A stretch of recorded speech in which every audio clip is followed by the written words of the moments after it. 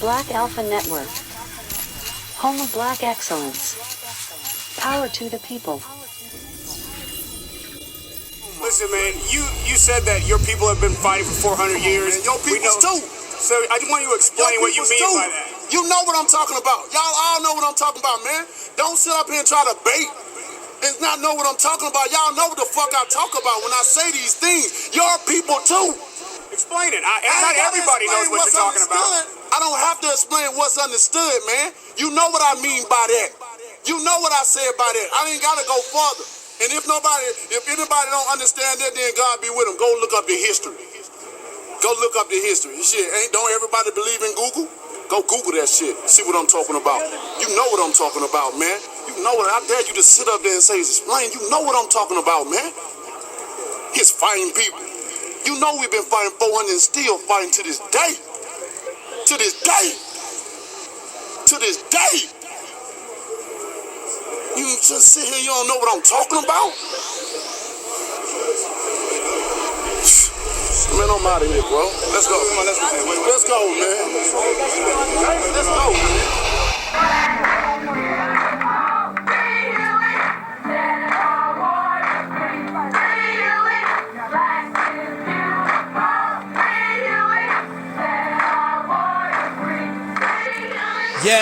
Yes, here I am, here we are, here we go. Trust and believe, we full time. That's full time lineage, heritage, culture, all day, every day, FBA. And damn, it feel good being us, don't it? Don't it feel good being us? Damn right it do. Nobody else has the luxury of waking up and being the only lineage that is untouchable, unbreakable, unmatched. Nobody. Nobody else has the luxury of being the ones who built the country that everybody wants to fly to, crawl to, slide to, skip to, jump to, hop to. However the fuck they try to get here, they trying to get to the country that foundational Black Americans built, because there would be no USA without FBA. So with that said, I got to send a certified salute to the whole family tree. All 50 states, all across the nation, wherever you listening to this at. Let me know something. Tap in. Where you at? I'm sending this salute all the way to my family, no matter where you are, no matter where you from. You know you got that love from the Black Alpha Network all the way around. So before we get to dropping them receipts, before we get to spitting them facts, before we get to regulating, you know it's peace and love to the family, peace and blessings to the family, peace, love, and reparations to the family. Let's get to work, let's put in work, and let's push that line, because we are certified foundational Black Americans, we are certified American freedmen, and all together we make certified Black society. And what we have that ain't nobody got is we got that pride, we got that power, and we got that soul. And if you got a problem with that, then go ahead and look at your clock and you're going to see that we got all the motherfucking time today. Run it. January 21st, 2021 marked not only the beginning of the Biden administration. Joe Biden said on January 20th of 2021, we're going to have open borders in America. But also the beginning of the worst border crisis in American history. He claimed the immigration and border security policies of President Donald Trump were racist and bigoted. We're going to have strong, incredible borders, and people are going to come into our country, but they're going to come into our country legally. Joe Biden made it clear that if he won the presidency, he would effectively end those policies to ensure there would be unfettered, mass illegal migration into the United States. What I would do as president, I would in fact make sure that we immediately surge to the border.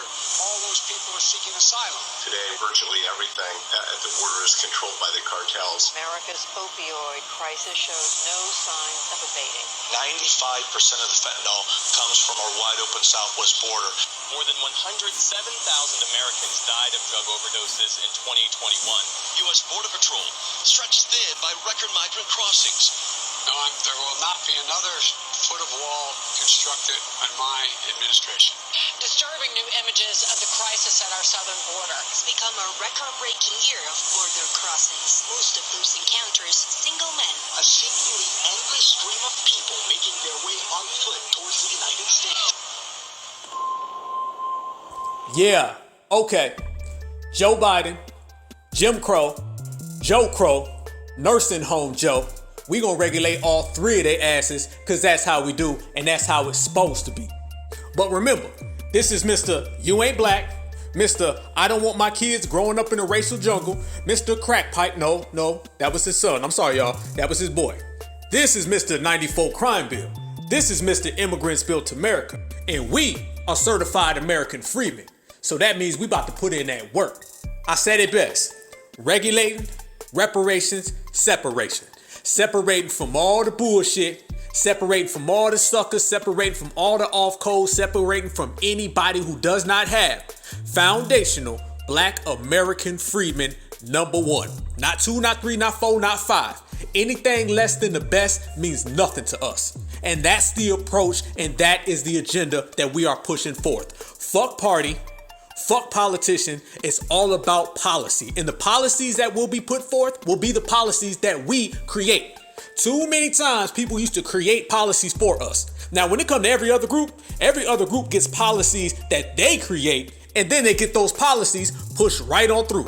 There's not a 500-year fucking study. There's not a we don't know yet. There's not a wait till the facts come out. There's not a we can't do it. There's not a Republicans won't let us. There's none of that when it comes to everybody else. But when it comes to foundational Black American, there's a hurdle, there's an obstacle, there's a barricade, there's a wall, there's a stall. There's always some type of excuse when it comes down to us, while we sit back and we watch everybody else get what they get. Fuck that. New day, all day. And as I said, we got time. We got time to regulate. We got time to G-check. We got time to run motherfuckers out the paint. So anybody who is not on our time will be the first to know that this is a certified Black society era, and we call in all the shots. Shot callers. And that's what I'm loving about the family. That's what I'm loving we're doing. The Black grassroots, we pushing forth reparations. That's what it is, because those 2 things are the #1 objectives for us. Reparations is what belongs to us and is what we are owed, because, we built the greatest country of all time and everybody wants to come to this country. Well, here's the thing. You might come here, but when you get here, you're going to wipe your feet at the motherfucking door and you're going to pay some RESPECT to the architects. And them architects are Certified American Freedmen, nobody else. So you're going to show some of that, or you're going to have to check that goddamn passport. Now, when you start talking about this anti-Black immigration, you can't separate the 2. You can't separate reparations from immigration right now, because they use immigration as a means to undermine our reparations. These are the same people they use to tether themselves to us, to undermine us, to take away our tangibles, our resources, our benefits, everything that belongs to us, they give to them. So no, you cannot separate the 2 of them. And that is all one big play, all one big design by the dominant society, being facilitated by the Democratic Party, in particular, the Joe Biden administration. That has allowed 5 million illegal immigrants into America in 2 years. Let me say that one more time. 5 million in 2 years. In the state of California, there are more immigrants than there are foundational Black Americans. Think about that.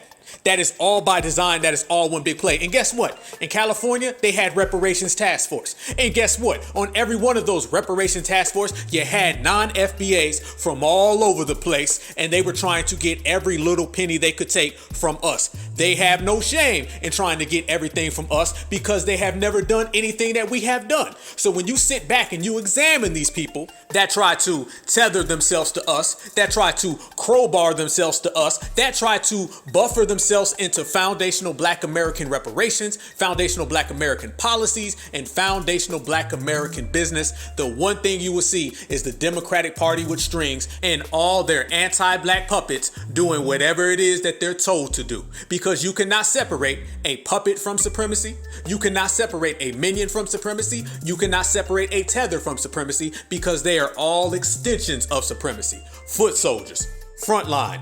The dominant society gives the orders, and all their minions carry it out. And that's what you see right now with this border crisis. Trust and believe. This is not by accident. This is not by happenstance. This is not by coincidence. Nobody just woke up one day and there was millions of illegals here in America. And by the way, those millions of illegals are being elevated above foundational Black Americans all across the country. Now think about that. You have American freedmen who built this country, and then you have non-American citizens who come here and on day one have more access to capital, have more access to benefits, have more access to resources, have more access to shelter, to clothing, to healthcare. And I ain't lying. You can look it up right now. Go out to California, you'll see that Governor Newsom is giving them driver's license. Yep. Governor Newsom is giving them Medicaid. Yep. Governor Newsom is giving them stimulus money. Governor Newsom is giving them allowances. Governor Newsom is giving them subsidies. Governor Newsom is creating job development programs where they are first in line while foundational Black Americans are on Skid Row homeless. Oh, and by the way, the foundational Black Americans who are on Skid Row and homeless, not only are they there, but they have been systematically placed there by a bunch of non-FBAs who work in city councils, city employment, city redistricting, city jurisdictions. Put it this way, family. There are 2.3 million illegal immigrants in the state of California. They outnumber foundational Black Americans by 300,000. But yet, foundational Black Americans represent 90% of the homeless in LA? Think about that. In LA, foundational Black Americans aren't even in the top 2% of the population. But yet they represent the number 1% of the homeless rate? Now think about this. In California, foundational Black Americans are the least represented in government positions. I'm talking about real positions of power. I'm not talking about somebody doing your roof. I'm not talking about somebody sweeping your floors. I'm not talking about a maid at a fucking hotel. I'm talking about genuine positions of power. These groups are being elevated above foundational Black Americans while foundational Black Americans are being denied. We're being denied positions of power politically the same way we're being denied simple employment. But let me frame it even clearer. Let me frame it in true certified foundational Black American Freedmen language, okay? Put it this way. Out in California, you have the dominant society, W's, sitting in the governor's mansion. And in all these city councils, you have non-FBA immigrants. And then on Skid Row, you have foundational Black Americans living in tents. So that goes from the governor to the city council to homelessness. And the further down you go, the more black it becomes. That ain't no motherfucking accident. Because there's two types of supremacists. There's a supremacist that wants to get out there and do all the work on his own. He want to go get his hands dirty. And then you got the other supremacist who understands that he can make every victim of supremacy a minion for him. See, FBA, we are the only lineage on earth that has ever stood our ground, loyal to the soil, 10 toes down, and fought the fuck back. All of these other groups, they are on call. They are on call 24/7, 365 to do whatever Zaddy wants them to do whatever Master wants them to do. If Master makes a call right fucking now, he can go to anybody from any of their homelands and they'll show up and say, what do we got to do for you, Master? And they'll say that shit in 50 different fucking languages. And you see that right now in the United States of America and the Democratic Party. They're the supremacists that represents the let's go get the tether to do the job. Let's go get our foot soldiers to do it. See, they love to maintain supremacy, but at the same time maintain secrecy. They like to be overt. They like to hide in the bushes. They love being racist. They just don't love getting caught. So what do? They send out all their little fucking minions. They send them everywhere. They put them on city councils. They put them in the mayor's office. They put them in all these little jobs to where they can do all the dirty work and they can dictate the lives of foundational Black Americans. And if you look in California, that's exactly what's happening. How do you know that they use illegals? Because look how the Democrats and the dominant society protect every time a POC does something. All that POC racism, they cover for it. They'll make excuses. Liberals make excuses for POCs the same way liberals make excuses for themselves because they're protecting them. All of that shit going on right now in California, you ain't seen one liberal come out and condemn it. Not one.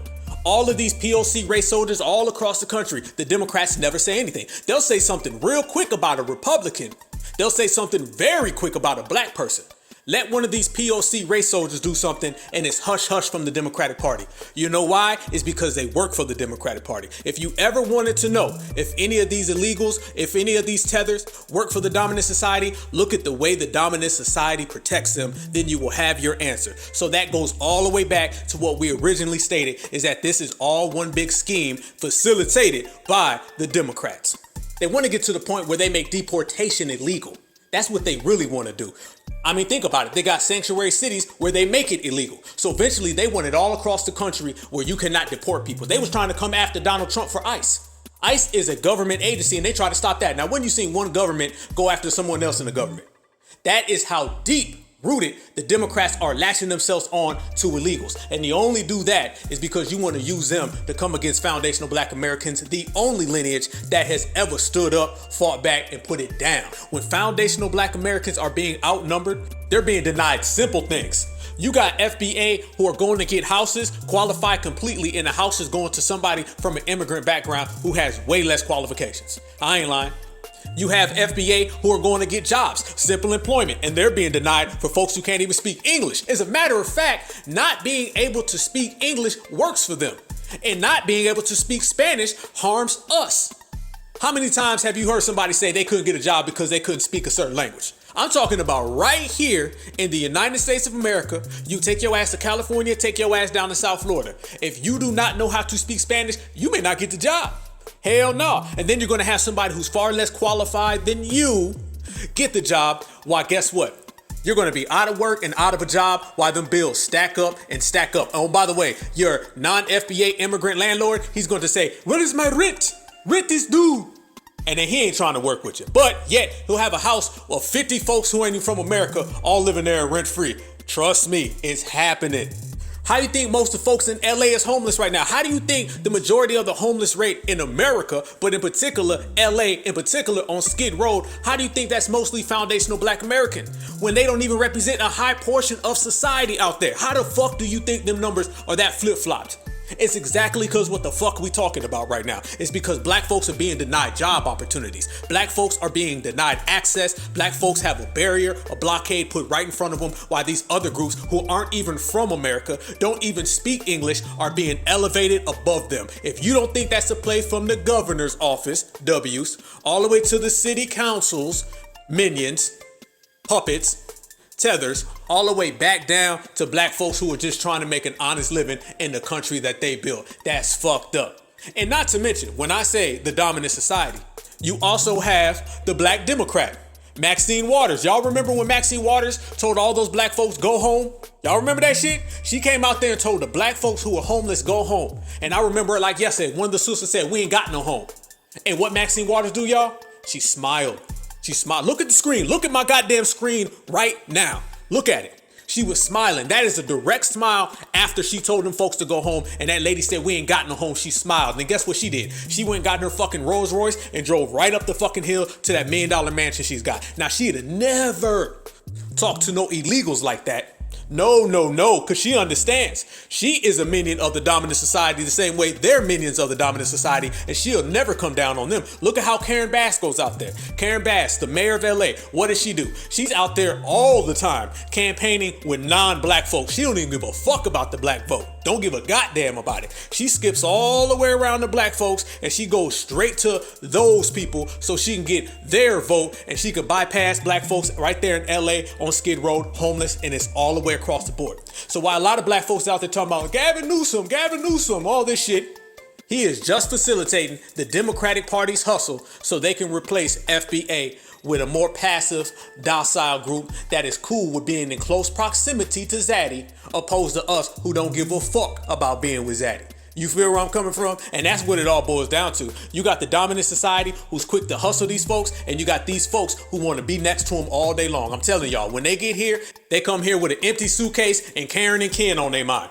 That's what it's all about. Oh, trust and believe. Trust and believe. Illegal immigration is all about having close proximity to Zaddy. They don't like being in those countries where they gotta watch Zaddy on they broke down fucking TV with 2 channels and shit. They still got antennas like this, the 1970s. The shit is in black and white like I Love Lucy. Okay, they don't like that. They don't like fantasizing about being next to Karen. They don't like fantasizing about being next to Ken. The way they think it is, fuck, I can walk 45 days through the fucking jungle. I can walk 45 days through the desert, all with the chance that I got Zaddy at the end of the tunnel. That's what they want. They want Zaddy at the end of the tunnel. When y'all see them walking, you see all these caravans and folks throwing their fucking kids on the back, you think they coming over here for a better life. You think they coming over here for more opportunity. You think they coming over here because they trying to go to another country for freedom. No, they're not. They coming over here so they can be next to Ken and Karen. We gonna say right here on the Black Alpha Network what everybody's thinking but don't nobody want to say. And we gonna say that shit uncut and direct the way we do it. No censor. Y'all know goddamn well illegal immigration is about being next to Karen. I know a tether when I see one. You ain't walking through no damn desert with scorpions and snakes and swimming over motherfucking rivers and shit just to get here to have a job. If you had that mentality where you was willing to work that hard to get a job, you wouldn't be fleeing from your homeland in the first place. Oh yeah, hey, receipt, let's run that back one more time.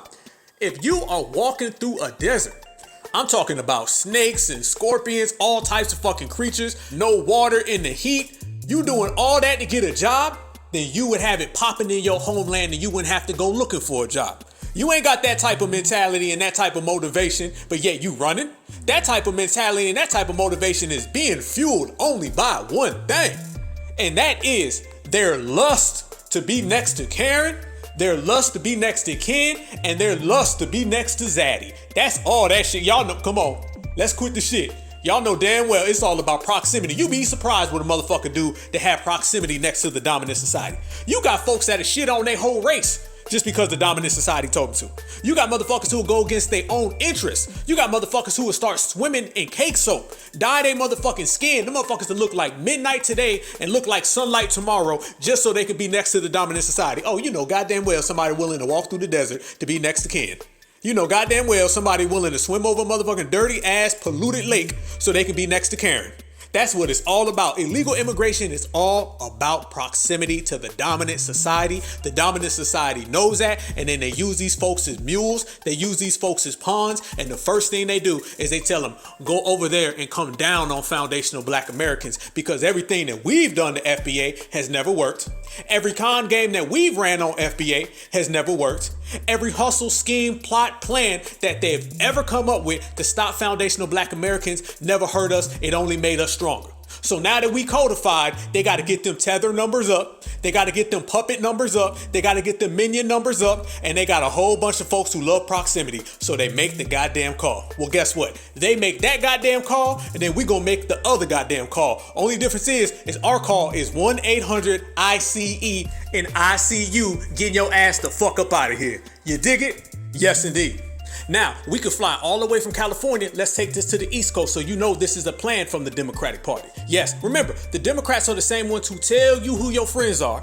The Democratic Party is the same ones who tell black folks, if you don't vote for us, this is going to happen now.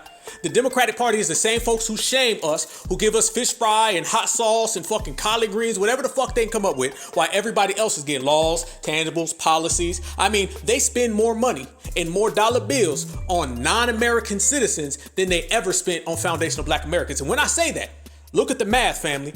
Joe Biden spent more money and more capital on non-American citizens his first month in office than he has ever done his whole political career for FBA. Now, mind you, Joe Biden is 927 years old. So that's a long, long time, and we ain't never got a dollar. But yet that group, and that group who don't even speak English, aren't even from here, never built a brick in this country, but yet they get stimulus after stimulus, enclave after enclave, resource after resource, all with the stroke of Joe Biden's pen. You feel where I'm coming from? Now, mind you, Barack Obama did the same exact thing. Now, mind you, Bill Clinton did the same exact thing. Governor Newsom in California is doing the same exact thing. Fly all the way across the country. And we're going to see Stacey Abrams trying to implement the same thing in the state of Georgia. Raphael Warnock is trying to implement the same thing in the state of Georgia. All throughout the Midwest, you see sanctuary city, which basically means you could do a crime and get away with it. It's a safe zone. Now, is there any safe zones for foundational Black Americans? I mean, an FBA will literally be harmed, unjust, unarmed for no reason. And they'll tell us, well, we don't know yet now. You should have just complied, put your hands up. You know, we could have figured out some things. They'll hit us with that shit. But everybody else, they'll literally be giving you tactics. They was training folks on how to be an illegal and how to go to a sanctuary city and break the law. So you have, let me say this, you have American public officials training literally non-American citizens how to break the law in America, and then they're telling them where they can go to get away with the shit. Never would give that to FBA. The same way they never give us policies, the same way they never give us legislation, and the same way they never give us the job opportunities, because they need all of that so they can elevate these groups above us and they can bury us under immigration, because that has been the plan since day one. And we exposing that shit, we breaking that shit, and we running that shit the fuck off the block. That's all we know how to do. Shit, we some regulators, so we gonna get to regulating. Anything, trust me when I tell you this, anything that we break down, anything that we highlight, oh, we gonna have some real solutions. we're going to have some real genuine solutions on how to get rid of that. We're going to have some real genuine solutions on how to solve it. We're not going to sit here and just talk about, man, you know, they did this and then they did this, they did this. No, we basically said, I know what you up to, I know what you're trying to do, and we see your ass from a mile away. So guarantee you, certified American freedmen always going to be straight. They said we're going to be all right. We're going to be better than all right. Shit, we was all right 400 years ago. Right now, we winning. Boss moves, serious boss moves. So when we see them trying to fly this same type of game plan and run it all over the country, we understand it's what? It's a test run. It's a test run. As a matter of fact, Gavin Newsom out there in California, that's his job right now. That's his job. He's got his orders from the dominant society. Because remember, I always say right here on the Black Alpha Network that everybody in the system of supremacy has a job to do. One person's job is to be the good cop. One person's job is to be the bad cop.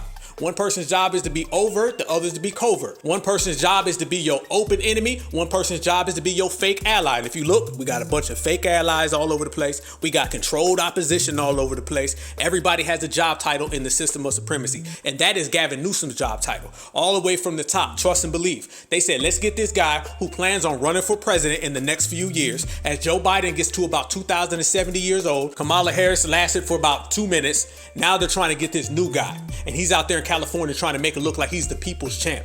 But understand, he may be the people's champ. He just ain't the champ of foundational Black Americans. The people that really matter, the people that built this country, he's no friend of ours.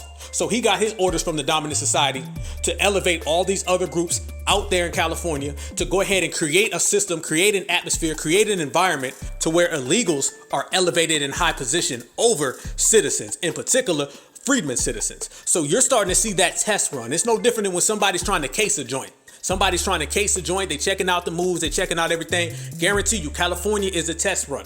California is a test run. They want to duplicate everything that they're doing in California out here on the East Coast and the Midwest and the South. Trust me when I tell you that shit. And Gavin Newsom is the guy that they're using to facilitate that. He's going to get on TV. He's going to smile. He's going to act like John F. Kennedy. Everybody's going to act like he's a friend of ours. He's going to do a bunch of little things here or there that you're going to look and you're going to see there a bunch of nothings. He's going to put out a bunch of little trinkets and things that's going to make Black folks say, man, he's a good guy. I guarantee you right now.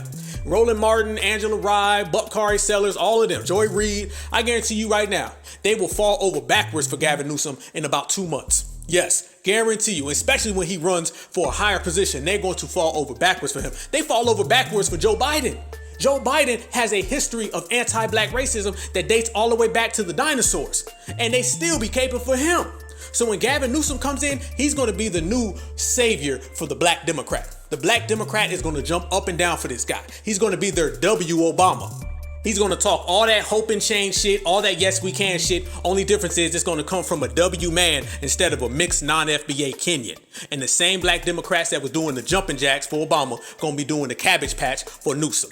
But Newsom has a job to carry out, and his job is to give everybody a blueprint on how they want America to look 20, 30 years from now. As a matter of fact, let me rewind that. He's creating a blueprint on how they want America to look 10 to 15 years from now, even sooner. They don't have time to waste, okay? We're getting codified. We are on game. The Black grassroots is controlling everything. I mean, we running the block. The Black grassroots runs America. We run the social world. We run the political world. It ain't just folks out here trying to steal our music. It ain't folks out here just trying to take our dances and all of our popular culture. No, we are influencing everything politically. Every law that's written, every motherfucking pen that touches paper, somebody got FBA on their brain. It's FBA and it's all eyes on us, and we have the control over everything. This is really our era. And ladies and gentlemen, salute yourself. Salute yourself, family. I'm telling you, you better. You know I'm always talking about that shit. We are in an era right now that will go down in history. They're going to look back on this era and they're going to say, them right there. This window in time, they're going to say, this is the generation that changed the course of history. We were going down a bad path, we corrected it. They was trying to take us down the coon path, the butter biscuit path, the tap dance path, we corrected it. We exchanged all of that bullshit for being codified, being powerful, and being exceptional. And it's within all of us. So every one of y'all know I say this shit every single episode. Pop your collar, salute yourself, and salute the whole family tree, because we're all doing it. Everybody is putting a brick in this building. And this building's going to be so big and so fucking strong that can't nothing knock it over. If they hated us in the past, they really going to hate us today, because you seen American freedmen, but you never seen them like this. So salute yourself in every single thing that you do. When you get up in the morning, when your feet hit the floor, when you take your kids to school, you go to work, you come home, you make dinner, make sure that you give it up for the whole family tree, because you are residing in an era that is going to change the world. And I mean that every sense of it, because we're codified. It ain't hard to tell. Look at all the things that we've done. Look how fresh everything is. They weren't talking about reparations. They weren't about to have a reparations rally for the first time ever to where we're staking claim for what belongs to us. They wasn't G-checking folks and running them out the paint. They wasn't identifying and taking ownership over the country that we built. Hell no. They was yes we canning and voting blue no matter who. So the fact that we done came in and we swept all that shit out and we got some real certified energy in here, it lets everybody know that all these games that the dominant society is going to play, all this replacement that they're going to try to do, all this ethnocide that they're trying to create is going to be just like every other thing that they've ever put in front of us. We going to knock that shit out the way. That's what we do. We've done it our whole lives, and foundational Black Americans are getting stronger every day. As I say, y'all heard me say it before, unmatched, untouchable, unbreakable, and stronger than ever. And being stronger than ever, you got to understand the play. You got to be able to see the forest through the trees. You got to be able to see the things that they put in front of you, but they try to hide it. And the way they try to hide it the most is through fake allies. Fake allies. Remember, every single minion that we just talked about, everyone that wants to run through the desert so they can get next to Karen and get in Ken's bed tonight, them motherfuckers, they are the main people who get told to act like they're your friend. They're the same ones. Look at it. The dominant society runs around all day and create words. They done created terms just so they can use them. People of color wasn't a term that they used because they did it for a real reason. People of color was created so they could take our tangibles and give them to somebody else. Minority wasn't a term created because they love them folks. They created the term minority because that's another term that they can use where they can take things off of our plate and put them on somebody else's plate. The Black and Brown Coalition. That term was created so other people can come in our household where they don't belong. People can walk into our refrigerator where they don't belong, and they can take all of our food and then they can take that shit back to their homeland. Now, when they get food for themselves, we can't get a goddamn quesadilla. But it's cool. I don't need that shit anyway. Give me my soul food. You keep yours. I got mine. Trust and believe. Hey, we built the whole country off soul food because we got soul. And that's what we have that other people lack. And that's what we're going to continue to have. And we keep on putting out. And that's why we are stronger than ever. So when these people get policies written for them, it's just for them. When these people get legislation written for them, it's just for them. When these folks get checks written, all the dollars, all the nickels, the quarters, the pennies are just for them. They don't share one goddamn penny. But yet, if foundational Black Americans get a law passed, we got to share with everybody. If foundational Black Americans get allocated some resources, we got to share our resources. If foundational Black Americans make a reparations claim, everybody wants to sit in on our panels. And then we're left with nothing. It's that diluting that Dr. Claude Anderson always spoke about. If we have 10 things that are owed to us and we got to share 9, that leaves us with 1, while everybody else gets it. Not to mention, they get ours and theirs. And that's basically what it is. Foundational Black Americans have to share while everybody else has whatever they desire. So what's theirs is theirs, and what ours is also theirs. That shit don't work. But guess what? That shit is by design. And guess what else? The dominant society, Democratic Party, Joe Biden are facilitating that at the highest levels you've seen. In the year 2007, there was an estimated 12 million illegal aliens in the country. And that was a low ball. Trust and believe, that was a low ball. And that in a decade later, the arrival rate has damn near quadrupled. And that's a low ball. So when you start hearing million plus, million over there, and those are your low ball numbers, what you expect? Mind you, Joe Biden in 2 years has brought in 5 million. And that's a low ball. Every time you hear these numbers, they're all low ball statistics. All low ball statistics because it's hard to equate because the borders are at a crisis. Oh yeah, there's a crisis at the border. Yeah, the Democratic Party, they try to hide from them words. It's an election season, so you see a whole lot of Republicans saying there seems to be a crisis at the border, Bob. The Biden administration won't admit to it. Shit, they ain't got to admit to it because we see it and everybody sees it. It's the worst fucking kept secret on the planet. At this point, if they're trying to hide that or they're trying to run from the word crisis, they're just lying. And Joe Biden is lying anytime he denies it. He's lying straight through his fucking dentures, all right? He knows what time it is because they all made it this way. That's what they want to do. They want to make it so big that it's undeniable so they can replicate that whole era and that whole environment of California throughout the whole 50 states. And what does that do? That comes down on FBA. So the same Democratic Party that sits there and tells you that you should vote blue no matter who, that tells you you should always vote for the Democrats no matter what, that your ancestors died for you to vote for the Democrats, that same party knowingly is telling you to support immigration when they know that illegal immigration hurts the Black household more than anything. Still no let-up in the number of migrants trying to cross into the U.S. from Mexico. Customs and Border Protection just released September numbers last night. They show record-high migrant encounters last month, more than 227,000. That brings the total number of land encounters for the fiscal year that just ended to more than 2.3 million. That's the highest on record. White House officials say the increase stemmed from political upheaval in countries like Cuba, Nicaragua, and most notably, Venezuela. In the meantime, New York Mayor Eric Adams says he has been informed that El Paso, Texas will stop sending migrants to New York. Now, this comes just days after Adams opened 2 migrant relief centers, including a tent city on Randall's Island. And you always got to be careful of that Democratic talking point, that Democratic narrative, that Democratic hustle. They're the ones who are always trying to force this ally upon us. We don't never ask for that. Foundational Black Americans been running around, doing our own thing, staying in our own lane, handling our own freedmen business. We ain't been worried about no other group. Think about it. We were never out here campaigning to be with these other groups. We were never out here trying to act like there was some type of kinship or we was all brothers. We weren't doing none of that shit. Go back to the 1960s and 70s. Hell, these other groups weren't even here because they were still in their homelands not getting shit popping. They were still in their homelands struggling. They were still in their homelands watching Brady Bunch on their broke down ass TV wishing they could have proximity to the Bradys. That's what they were doing. And while they were busy doing that, we were over here building this country. We were over here fighting for civil rights. We were over here reconstructing. We were over here bringing real, actual things to the betterment of society. Things that everybody benefits from. Things that are exactly the reason why we are owed reparations in the form of cash payments. While we was busy doing that, building the biggest country in the world, the most wealthiest country in the world, while we were being the architects, they were over there in their homelands doing nothing. So no, there was no allies because they weren't here. So no, there was no friends because they weren't here. There was no coalitions because they weren't here. It was just foundational Black Americans handling our foundational Black American business. That is it. So out of nowhere, you start hearing terms like people of color, minorities, Black and brown, terms that we never came up with. Who came up with those terms? It damn sure wasn't us. There was no Black person in the country that came up with the term minority.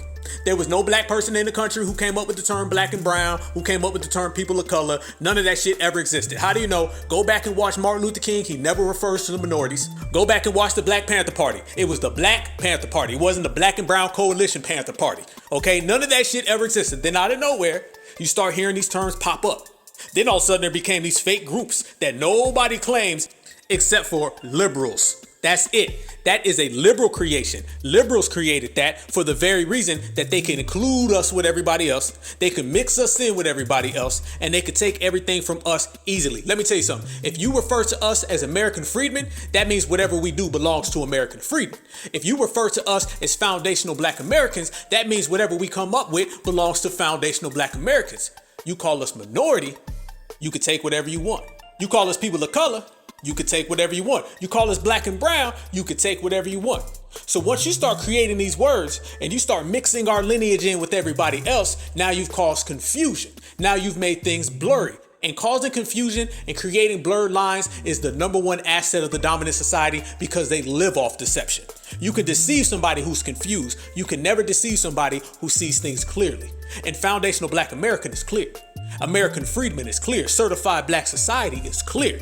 Person of color, not so much. Minority, hell to the no. Black and brown coalition does not exist. That is a coalition that doesn't exist. Mind you, you got a lot of folks running around here claiming coalitions that don't even exist. You can't point to them on paper. You can't point to them on fucking chalkboard. You can't point to them on a fucking typewriter, on a fax machine, nowhere to be found. But yet you got a lot of W liberals and Black Democrats. The W liberal, he loves saying that because that gives him a means to take what's ours and give it to his little minions. The Black Democrat, he loves those terms because that allows him to get some type of acceptance from massa. The what's the matter boss, we sick crowd, oh, they love being a minority because that allows them to run from their blackness. They love being a person of color. That allows them to run for their blackness. They don't want to be black in the first place. You feel me? Roland Martin wishes every day he wasn't black. And calling himself a person of color is a good thing. That's why when Richard Spencer sat down to talk to him, he said he was everything except for black. Remember that? I'm a man first. Beep, beep, beep. I'm a Christian man first. Beep, beep, beep. He said everything other than black. Matter of fact, Richard Spencer was asking him, are you a black man? And he would not say black at all. So that proves my point.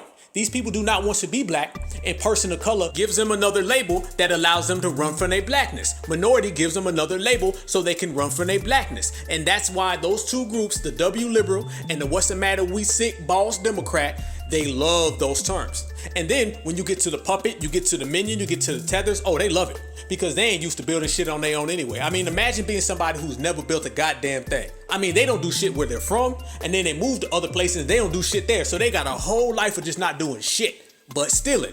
Remember, freedmen build, fleers steal.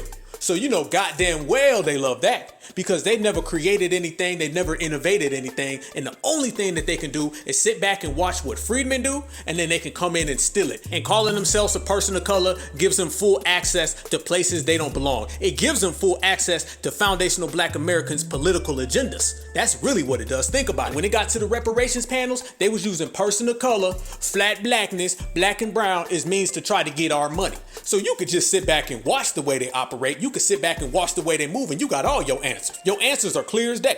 They use these fucking terms as a fake ID. They flash that fake ass ID and then they walk right into foundational black American affairs and then they walk right out. That's why they're always people of color when it comes to stealing from us. But when it comes to getting their own shit, then they go back to their own nation. Y'all notice that? You notice that, right? It'll be person of color when it comes to resources that are supposed to be for us. But then it'll be Mexican, Puerto Rican, Dominican, Nigerian, whenever it comes to their own resources.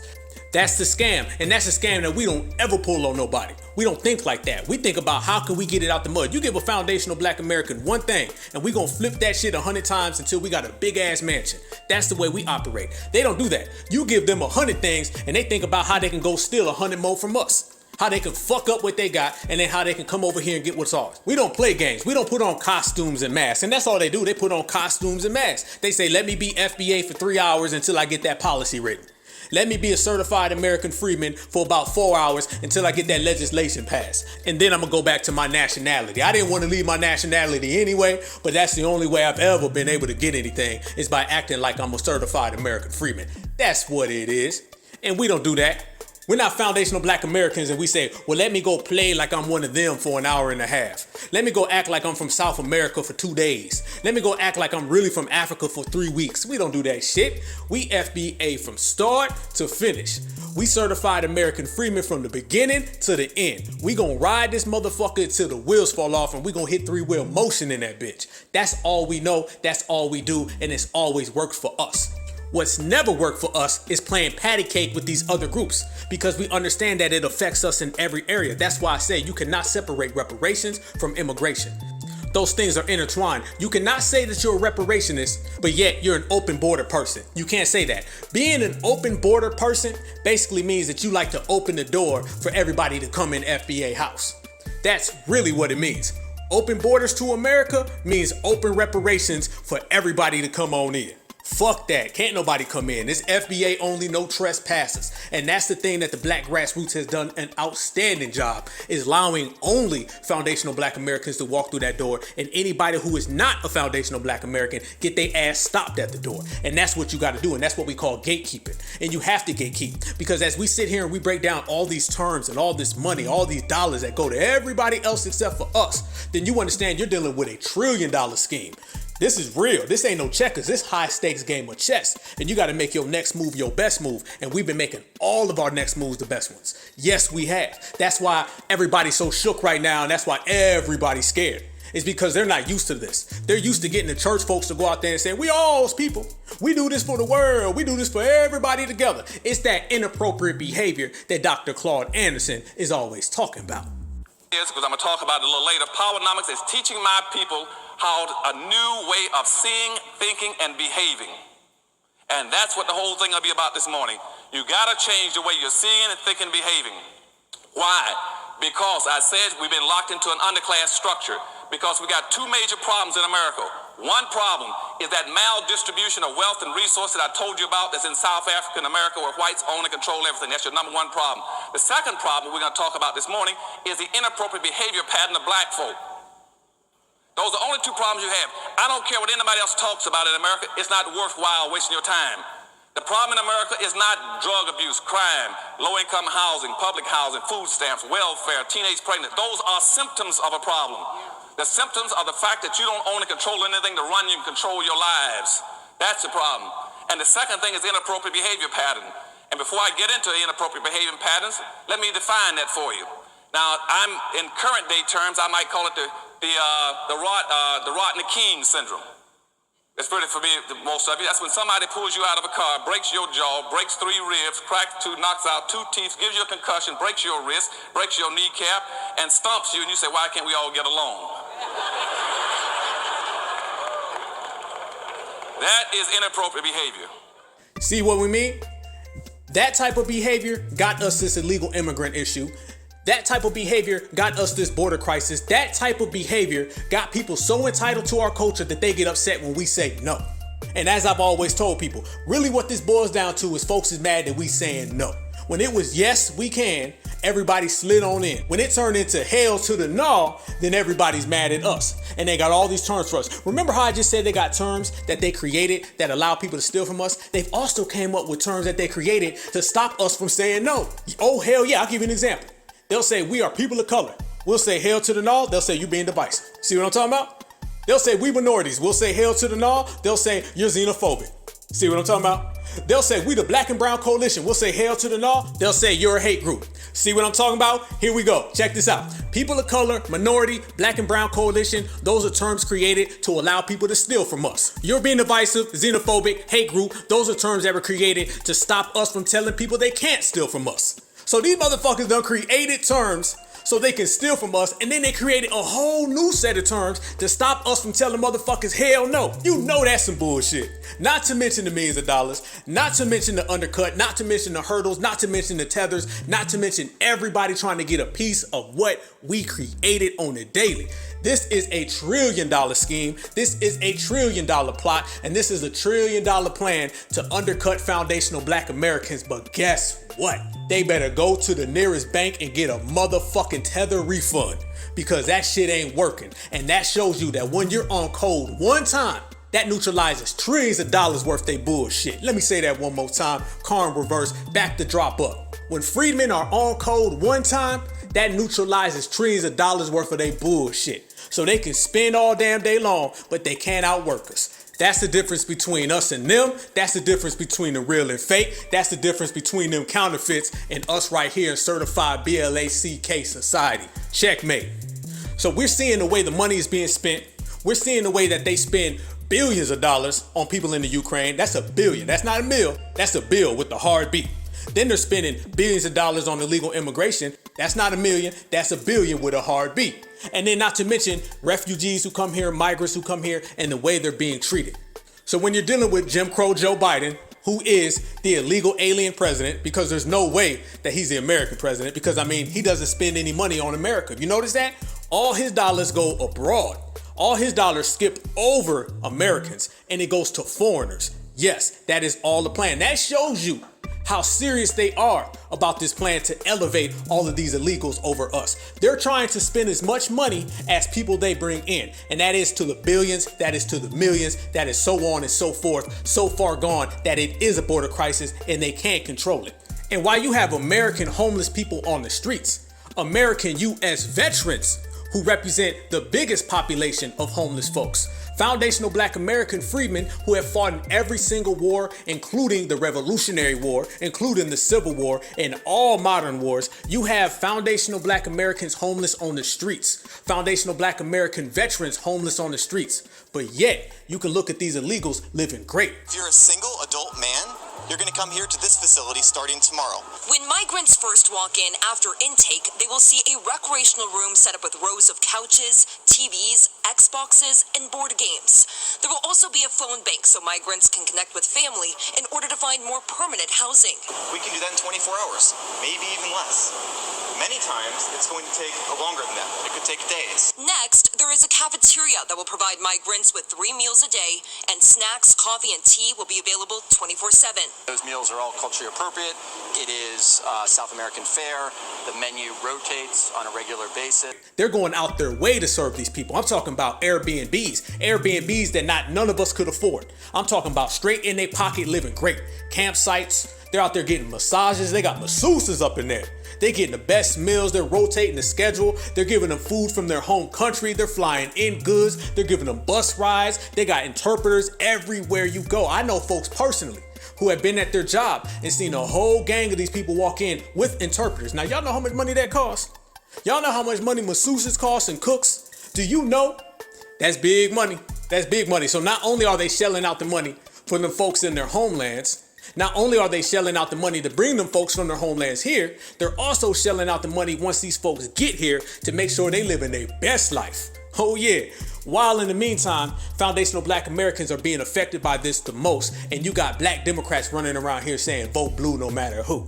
Where they all see the statistics. You all see that the average household medium income, you all see the employment rate all goes through the floor at every single illegal who pops up in America. But yet, they skip over that, they pass over that, and they tell us that immigration is a black issue. Immigration is not a black issue. Immigration is an immigrant issue, and it is not for foundational black Americans because we are the people who built this country, and we are the only lineage that cannot be deported. And they hate that. See, that's what they really hate. They hate the fact that we can do whatever the fuck we want to do and can't be deported. See, they come from homelands, which means they can pack their shit up and get sent right the fuck back. No, we can't. We right where the fuck we belong. See, when you build the country, certain luxuries are afforded to you. When you are the architect, certain luxuries are afforded to you. And one of those is when ICE gets to calling, when motherfuckers start running up in your house and grabbing folks, that ain't us. You can see ICE pull up in front of a front yard right now. We could drink lemonade and watch the shit. Won't have nothing to do with us, and they hate that shit. They hate that when we see ICE going in somebody's household and walking 12 of them out one by one, we could sit back on the front porch and read the newspaper. They can't stand that. And that's one thing that everybody is so upset about is that foundational black Americans built this country. Therefore, when they come to this country, they got to give it up and we don't have to do a goddamn thing in return. That's real. Now, when you bring it all the way back to the East Coast, then you start seeing senators, governors, mayors saying they're giving all the jobs to illegals. Straight up, they said they're going to bring them in, they're going to bust them in, and they're getting all the jobs. Letting people know it, not even hiding it. And you also start to see right now in Washington, D.C., that they're trying to give illegals the opportunity to vote.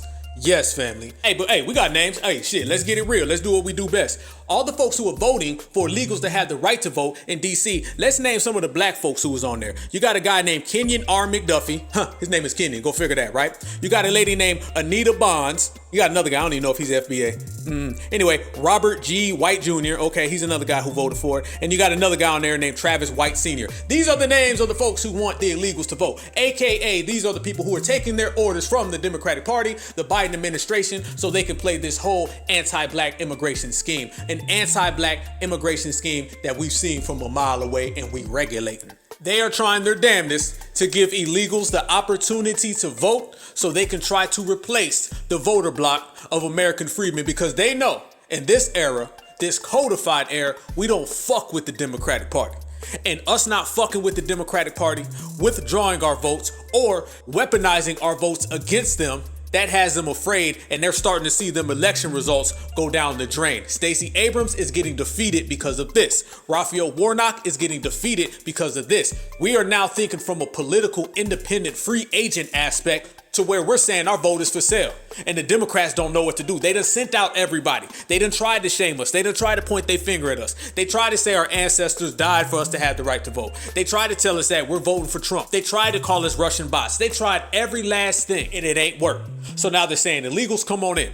So the same exact way that they're trying to elevate illegals in other areas, that's exactly what they're trying to do politically.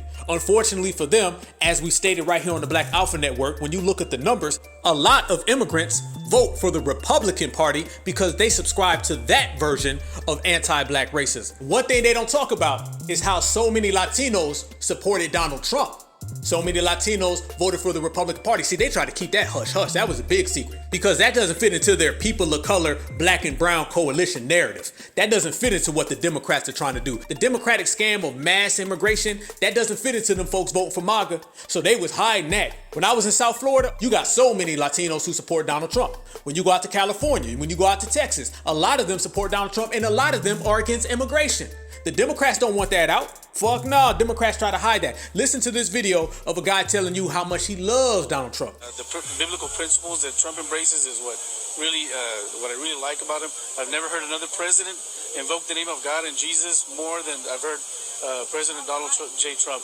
And that's the main thing for me, is that he's embracing biblical principles and follow the Bible, and you can't go wrong. I love that. And he got the kids out. See, boy, they don't want that out there. They don't want that out there because that also works in our favor.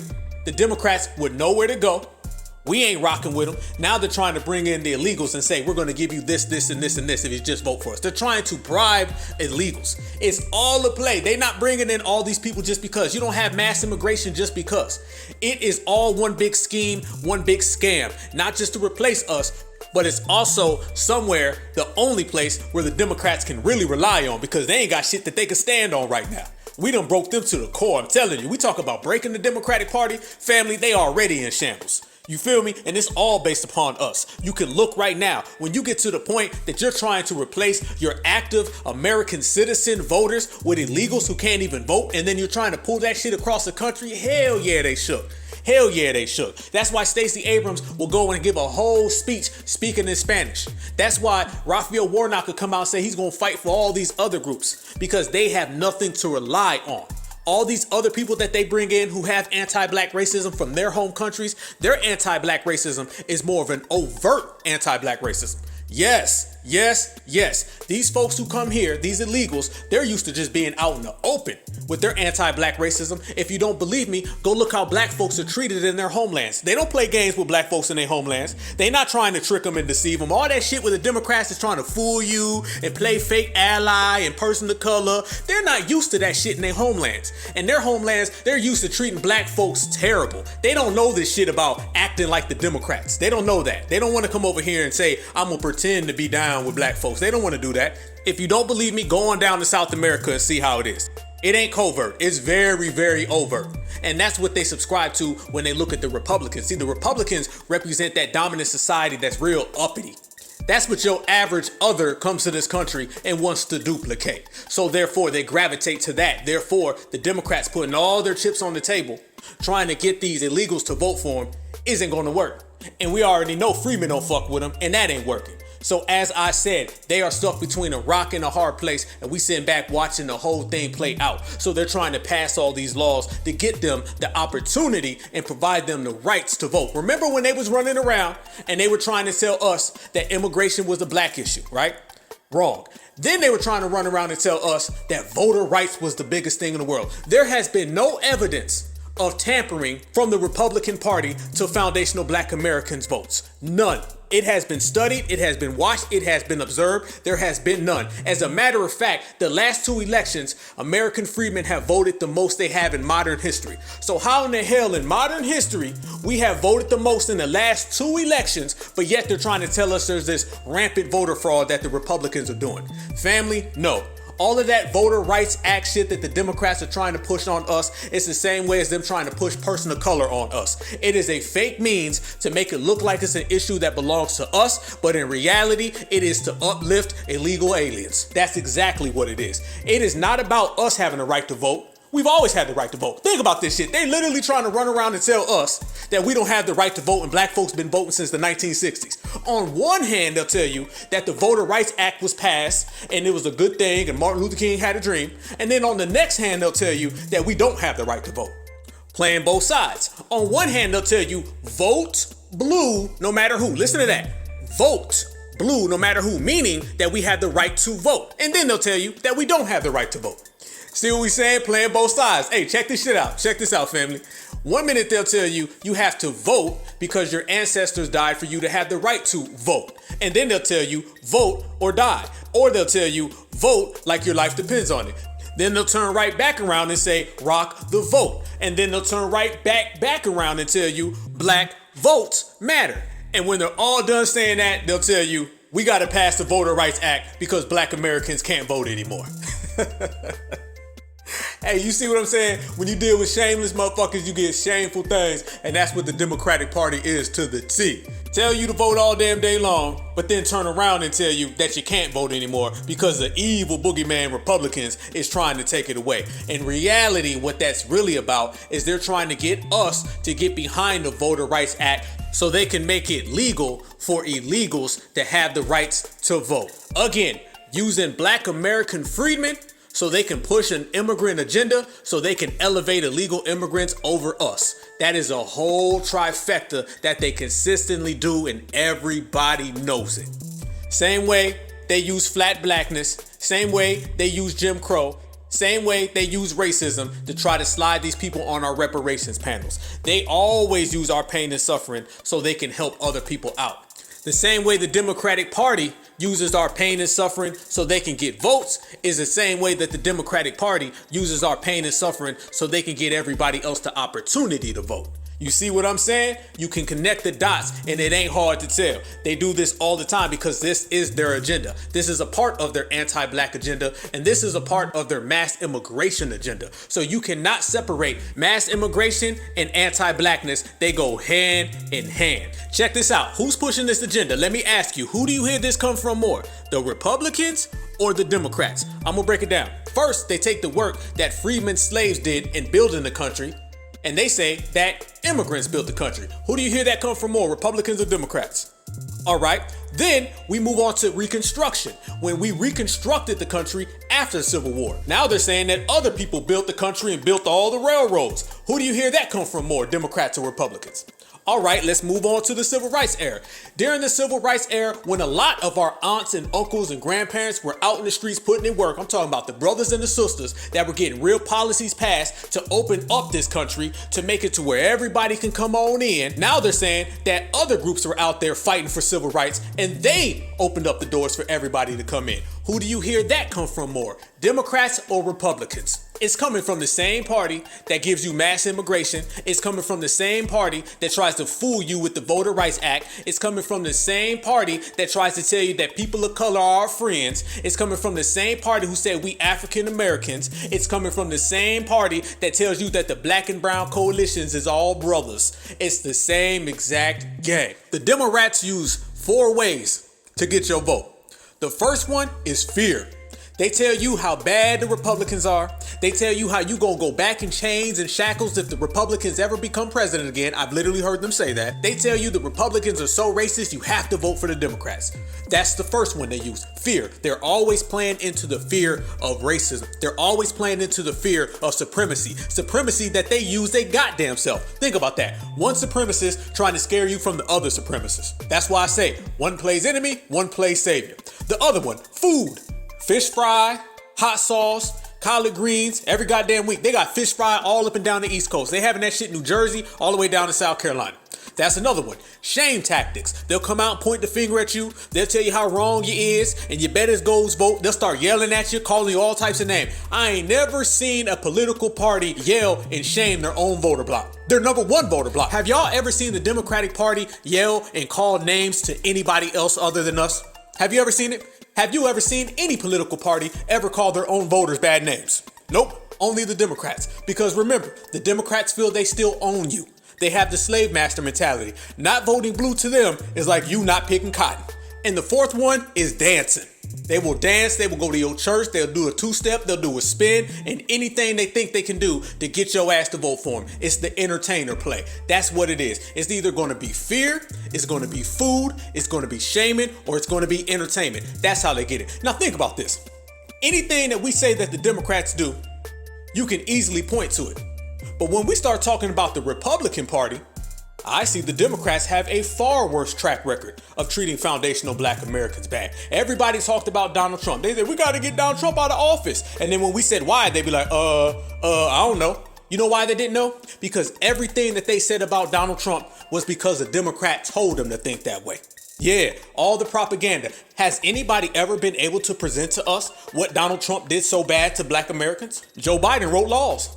They said he said some bad things. Joe Biden did bad things. If you compare Joe Biden's track record to Donald Trump's track record, you see anti-black racism from Joe Biden for 60 years. As a matter of fact, Here's a receipt right here. One president said this. Today we are here to honor the extraordinary contributions of African Americans to every aspect of American life, history, and culture. From the earliest days of this nation, African American leaders, pioneers, and visionaries have uplifted and inspired our country in art, in science, literature, law, film, politics, business, and every arena of national life. African Americans built this nation. African Americans built this nation. African Americans built this nation. You know, you're just starting to get real credit for that, okay? I don't know if you know that. You're just starting to get, you built the nation. Now the other president said this. You got more questions, but I tell you, if you have a problem figuring out whether you're for me or Trump, and you ain't black, and you ain't black, and you ain't black. You got more questions, but I tell you, if you have a problem figuring out whether you're for me or Trump, and you ain't black, and you ain't black, and you ain't black. That's Donald Trump saying black Americans built this country. I've never heard any president say it. Obama damn sure never said that. Okay, so that's Donald Trump saying black Americans built the country, and then that's Joe Biden saying if you don't vote for him, you ain't black. Remember, Donald Trump was a Republican, Joe Biden is the Democrat. And I say that to say this, the point being, they're still at the end of the day race brothers. They're still two heads of the same supremacy. The only difference is what Brother Malcolm X said. One is going to be the wolf and one is going to be the fox. And if that's how the game is played, then I'm going to say what I always say. I'd rather negotiate with a Republican than to ever sell my soul to the Democratic Party. And another one. And the sad part is that's coming from the party that black folks been voting 90+% for. The same party that's taken away from your ancestors, the same party that's taken away from you, the same party that's trying to replace you is the same party that they go out in them streets for, they tap dance for, they pop champagne for, and they sit in the rain, sleet, hail, snow to place a damn vote for. That's a shame. Everything is about certified American freedmen. We are the ones who allowed everybody to come here. We are the originals. We are the originator. We are the OGs. A lot of people don't know that in 1965, Lyndon Baines Johnson, he signed the Immigration and Nationality Act, okay? And that was inspired by the Civil Rights Movement. That law did away with all racial quotas in the United States. But check this out. That law also provided way for a lot of folks to come in here and for them to start manipulating the system, where they start to weaponize immigration against us. The agenda of weaponizing mass immigration against the American freedmen is long lasting. So when you start seeing that shit pop off today, all they're doing is carrying on the tradition that's been going on a long time ago, where they would deny us full citizenship rights, where they would deny us labor, where they would deny us opportunity. And if you look, family, you seeing this shit happen right now. Only difference is back in the day, they didn't have them tethered numbers up. See, they were waiting to get them tethered numbers up. They wanted to do this in full swing like they're doing now 20, 30 years ago. That's why our brother Dr. Claude Anderson predicted everything that was going to happen. And damn it, it's happening. What I've concluded from analysis is that there are going to be a converging of social factors nationally and internationally that's going to place blacks in a permanent status of underclassship. And we anticipate by that point in time, based on all the research that's coming to us, that the next generation of whites are going to be more anti-black than they've been since the Civil Rights Movement. 2, we anticipate by the same token, about 86 million Hispanics coming into the United States and about 41 million Asians by that point in time, which is going to kick black folk out of being the minority in the society down to a minority. We've been number 2 in the society for 400 years as a group. We're going to become number 4. And if we have not gotten anything after being number 2 for 400 years, you guess what's going to happen when we become number 4. See what we're talking about? That's what it was. Soon as they got them tether numbers up, soon as they got them minion numbers up, them puppet numbers up, the shit came in full swing. But the only difference is we right here and we was ready for it. And that's what they didn't expect. They didn't expect the black grassroots to gatekeep. They didn't expect the black grassroots to be on game to pull paperwork and to start G-checking. That's what they didn't account for. So the very fact that we're G-checking and we run the motherfuckers completely off the field, that's got them in disarray because they're like, God damn, we thought this shit was gonna be smooth. We thought this shit was gonna be sweet. But it ain't ever sweet when you're trying to play us because we can't be played with. We're very serious about ours. We're very serious about getting tangibles and they're going to run them. And that's the bottom line. So when we say cut the check, when we say it's reparations over immigration, we mean that shit and we stand on it. And that's the difference between us and everybody else. When we say we stand on something, we stand on it. When we say we going to get something done, we get it done. And if you look at our track record and you check our resume, all you see is the facts. And we keep on dropping them. Truth checks, fact checks, reality checks. And since we're real, and since we go so motherfucking hard, let's drop some receipts. Some real receipts, some big ones. Let's break the whole motherfucking cash register. Because 1 ain't good enough, 2 ain't good enough, 3, 4, 5 ain't good enough. Y'all know when certifieds go to it, we go to it all the way. We don't know half the way. We only know all the way or none at all. So, when we sit here and we say that they're trying to replace us with immigration, when we sit here and say that they're trying to bring in every illegal they can find from every homeland they can find, no matter what language it is, as long as they can come here and practice Crayola supremacy, let's bring it in all the way to the point. Joe Biden, Kamala Harris, the whole Biden administration, the whole Democratic Party, they say there is no border crisis. They say they don't know what's going on. They're in complete deniability about everything that's happening. But the bad part for them is that we drop receipts and we spit that hot fire. So let's give out a few spoilers, right? We got evidence of Afghan refugees at the border coming from Guatemala saying that they got directions from U.S. workers on how to get here, where to go, where to stop, where to eat, and then you can walk yourself right on into America. Yep, real evidence. Oh, we got time today. When you came through, you went to Brazil. Yes. Then you came through other countries. You talked about Panama. Yes. When you went through Panama, you said that they told you how to get to the United States, and that it was the United Nations workers. Is that? They give us a map. The map was up to Mexico. There was no United States. But they told how to cross these borders. There is immigration process. There is not immigration process. But they told us how to go to U.S. border. But they told us how to go to U.S. But they told us how to go to U.S. Big facts. Now you see that they were being coached by workers from the United States on how to get here. They were provided with a map on how to get here. They were provided with intelligence on how to get here, being completely assisted. So when you see migrants from one country, as a matter of fact, these are people from another country that fled to another country that's getting pointed straight to America by American officials. That is the play. That don't happen on accident. But we got motherfucking time today. There's no border crisis, they say, right? Well, you got people at the border crossing in thanking Joe Biden.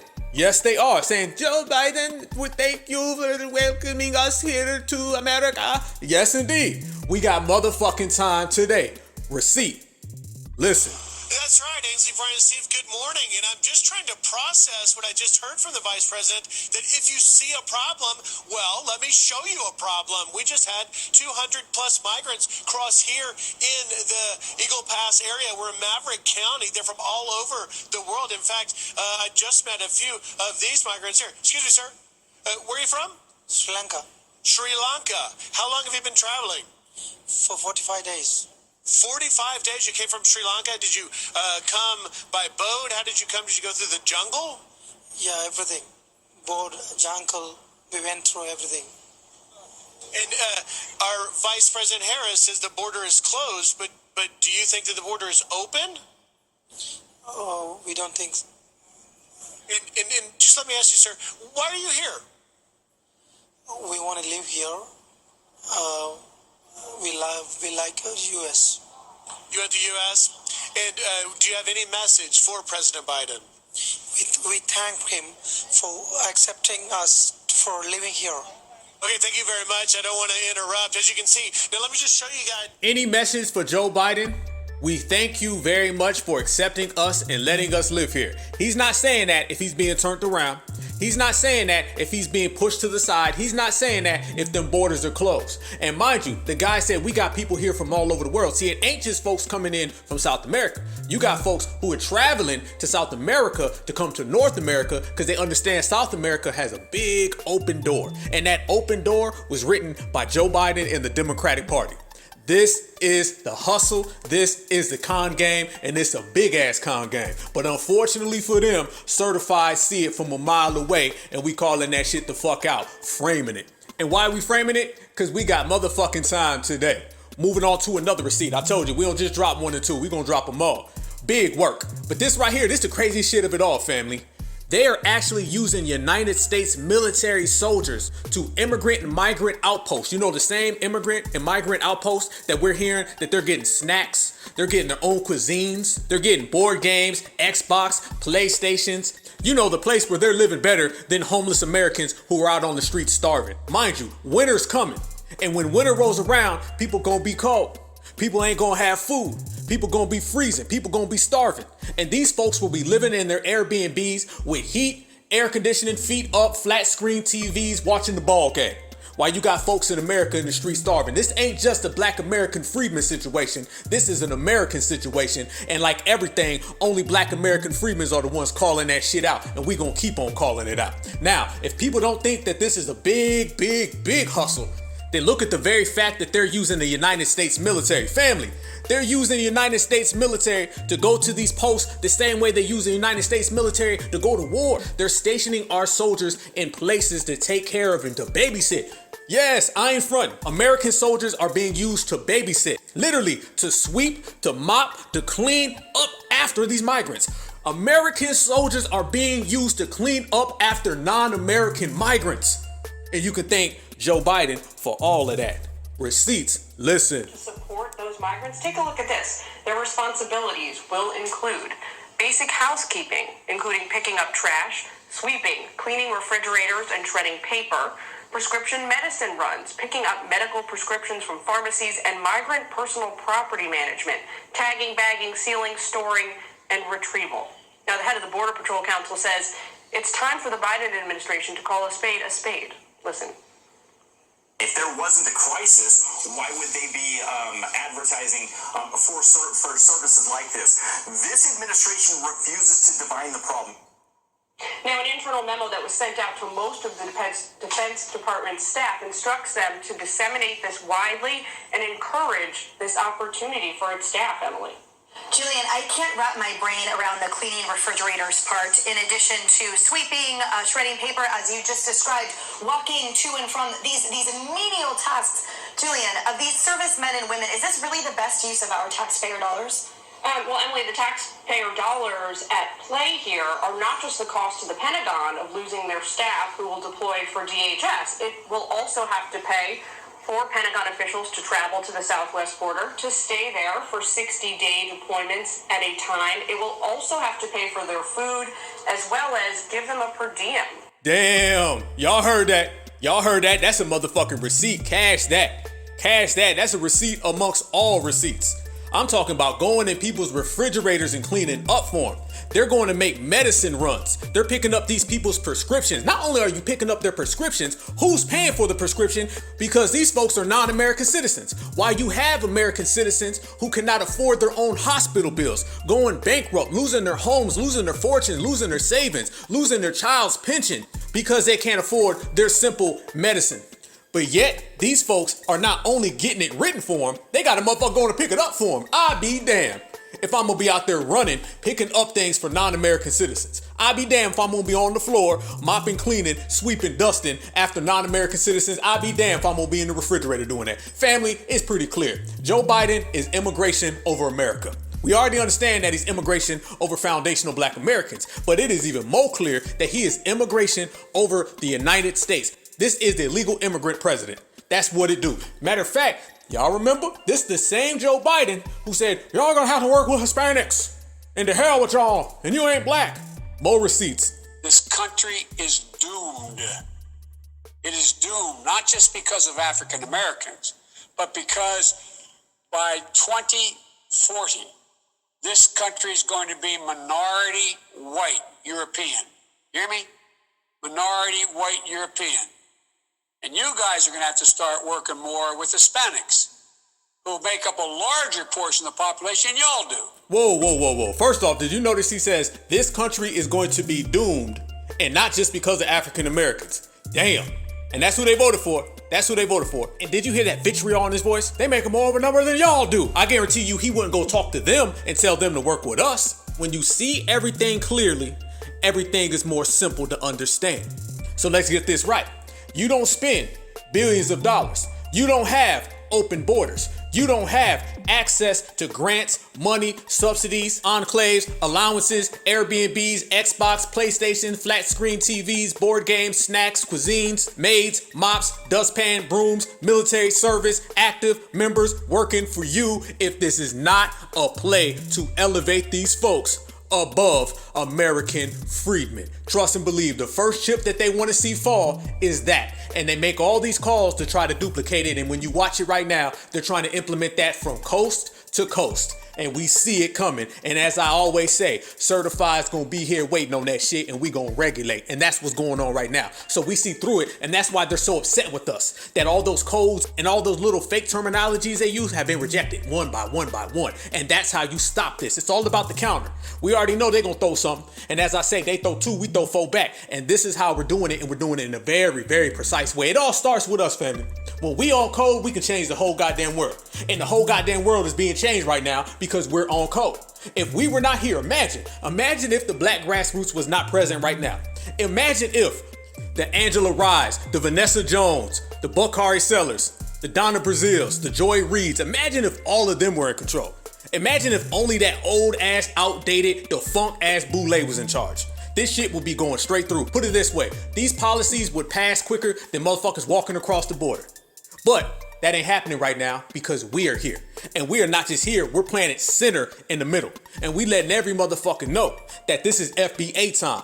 This is certified era. This is about the black grassroots. Nothing moves without us. We are in the winner circle. We are at the boss's table. And if you want something done, you gotta come through us first. And when you get here, you're gonna see some real ones. That's damn real. And we stay on it, and we gonna stay flashy with it. We gonna stay very, very FBA first. Bottom line, when you FBA first, that takes care of everything. When we say lineage based, everything you do has to be lineage based. I don't give a damn. When you go into the business world, lineage based. When you go into the political world, lineage based. When you go into the social world, lineage based. If you walking down the goddamn street, it's got to be lineage based. Everything is lineage based because we know they're trying to knock us off our lineage. Self-identifying has been the biggest game changer out there. And once we started to self-identify, and you know when we identify and we start really repping, we rep hard. And we've been repping so hard that everybody is shook up. They don't want us to do that. They want us to be one of those names they created. They want us to be some shit that they could take what's ours and give it to somebody else. All those little buffer terms and crowbar terms. They love that shit. But they can't do that right now because we put a stamp on our own.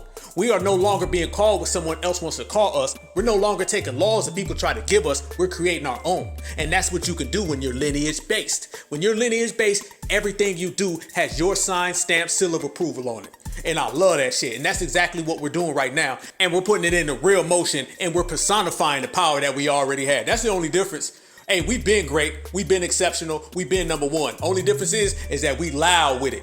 We letting the whole world hear it. Everybody's going to have to catch wreck. And that's what it's all about. So when you look and you see that FBA only, no trespassing sign, that motherfucking sign going to stay there. So don't make no other plans. Don't expect it to come down. Nope, y'all put up all them other goddamn signs back in the day. Well, now we got a sign. Ours says FBA only, no trespassers. Get your ass kicked the fuck out. Write it down, take a picture. We don't give a fuck. Full time. So this full time lineage, heritage, and culture, it's in full swing, it's in full effect, and it's in command. And since we in command, we command in politics. We gaining real political power because we're being savvy now. Now we're being very savvy. We're not operating like folks used to operate back in the day with a blindfold on and hands tied behind their back and just doing shit just because. We don't do nothing just because. They used to vote just because. They used to forgive just because. They used to pray just because. Beg just because. Fuck that. Everything that we do has purpose. And that's the beauty of it. And you can learn a lot from your lineage. Trust and believe, our lineage teaches us a lot of lessons. Understand that. Other groups, they can't say that, but we can. The reason why we're so intelligent, the reason why we have so much wherewithal, and the reason why we're so smart is because we learn a lot from what we've been through. What we have been through has been so magnificent. We are the rose garden that grew from concrete. And being a rose garden that grew from concrete, you find a lot of lessons in the middle. And that's what makes each one of us individually great. And our individual greatness makes the collective even greater. It don't stop. We stay on ours 24/7, 365, no days off. We don't take no breaks. We don't take no naps. We don't fall asleep. Matter of fact, hold up. Did y'all see that interview with Joe Biden when the guy's asking him, is he gonna run again? And the man falls asleep in the middle of the interview. The damn announcer guy sitting there like, hello? Knock, knock, you still there? Knock, knock, Jim Crow. Wake up, we're in the middle of an interview. He fell asleep in the middle of an interview. This man, first off, has walked off stage and went in the wrong direction. He went to shake hands with somebody who wasn't even there. He thanked somebody in the room who had already passed away a couple years ago. He said he's proud to be running on Super Thursday and Super Tuesday. He said he was proud to be running for Senate when he was running for president. And now to make all of that even more fucked up, family, the worst one. This man is giving an interview and he fell asleep. I have not made that formal decision, but it's my intention. My intention to run again. And we have time to make that decision. Dr. Biden is for it. Mr. President. Oh. Dr. Biden thinks that, my wife thinks that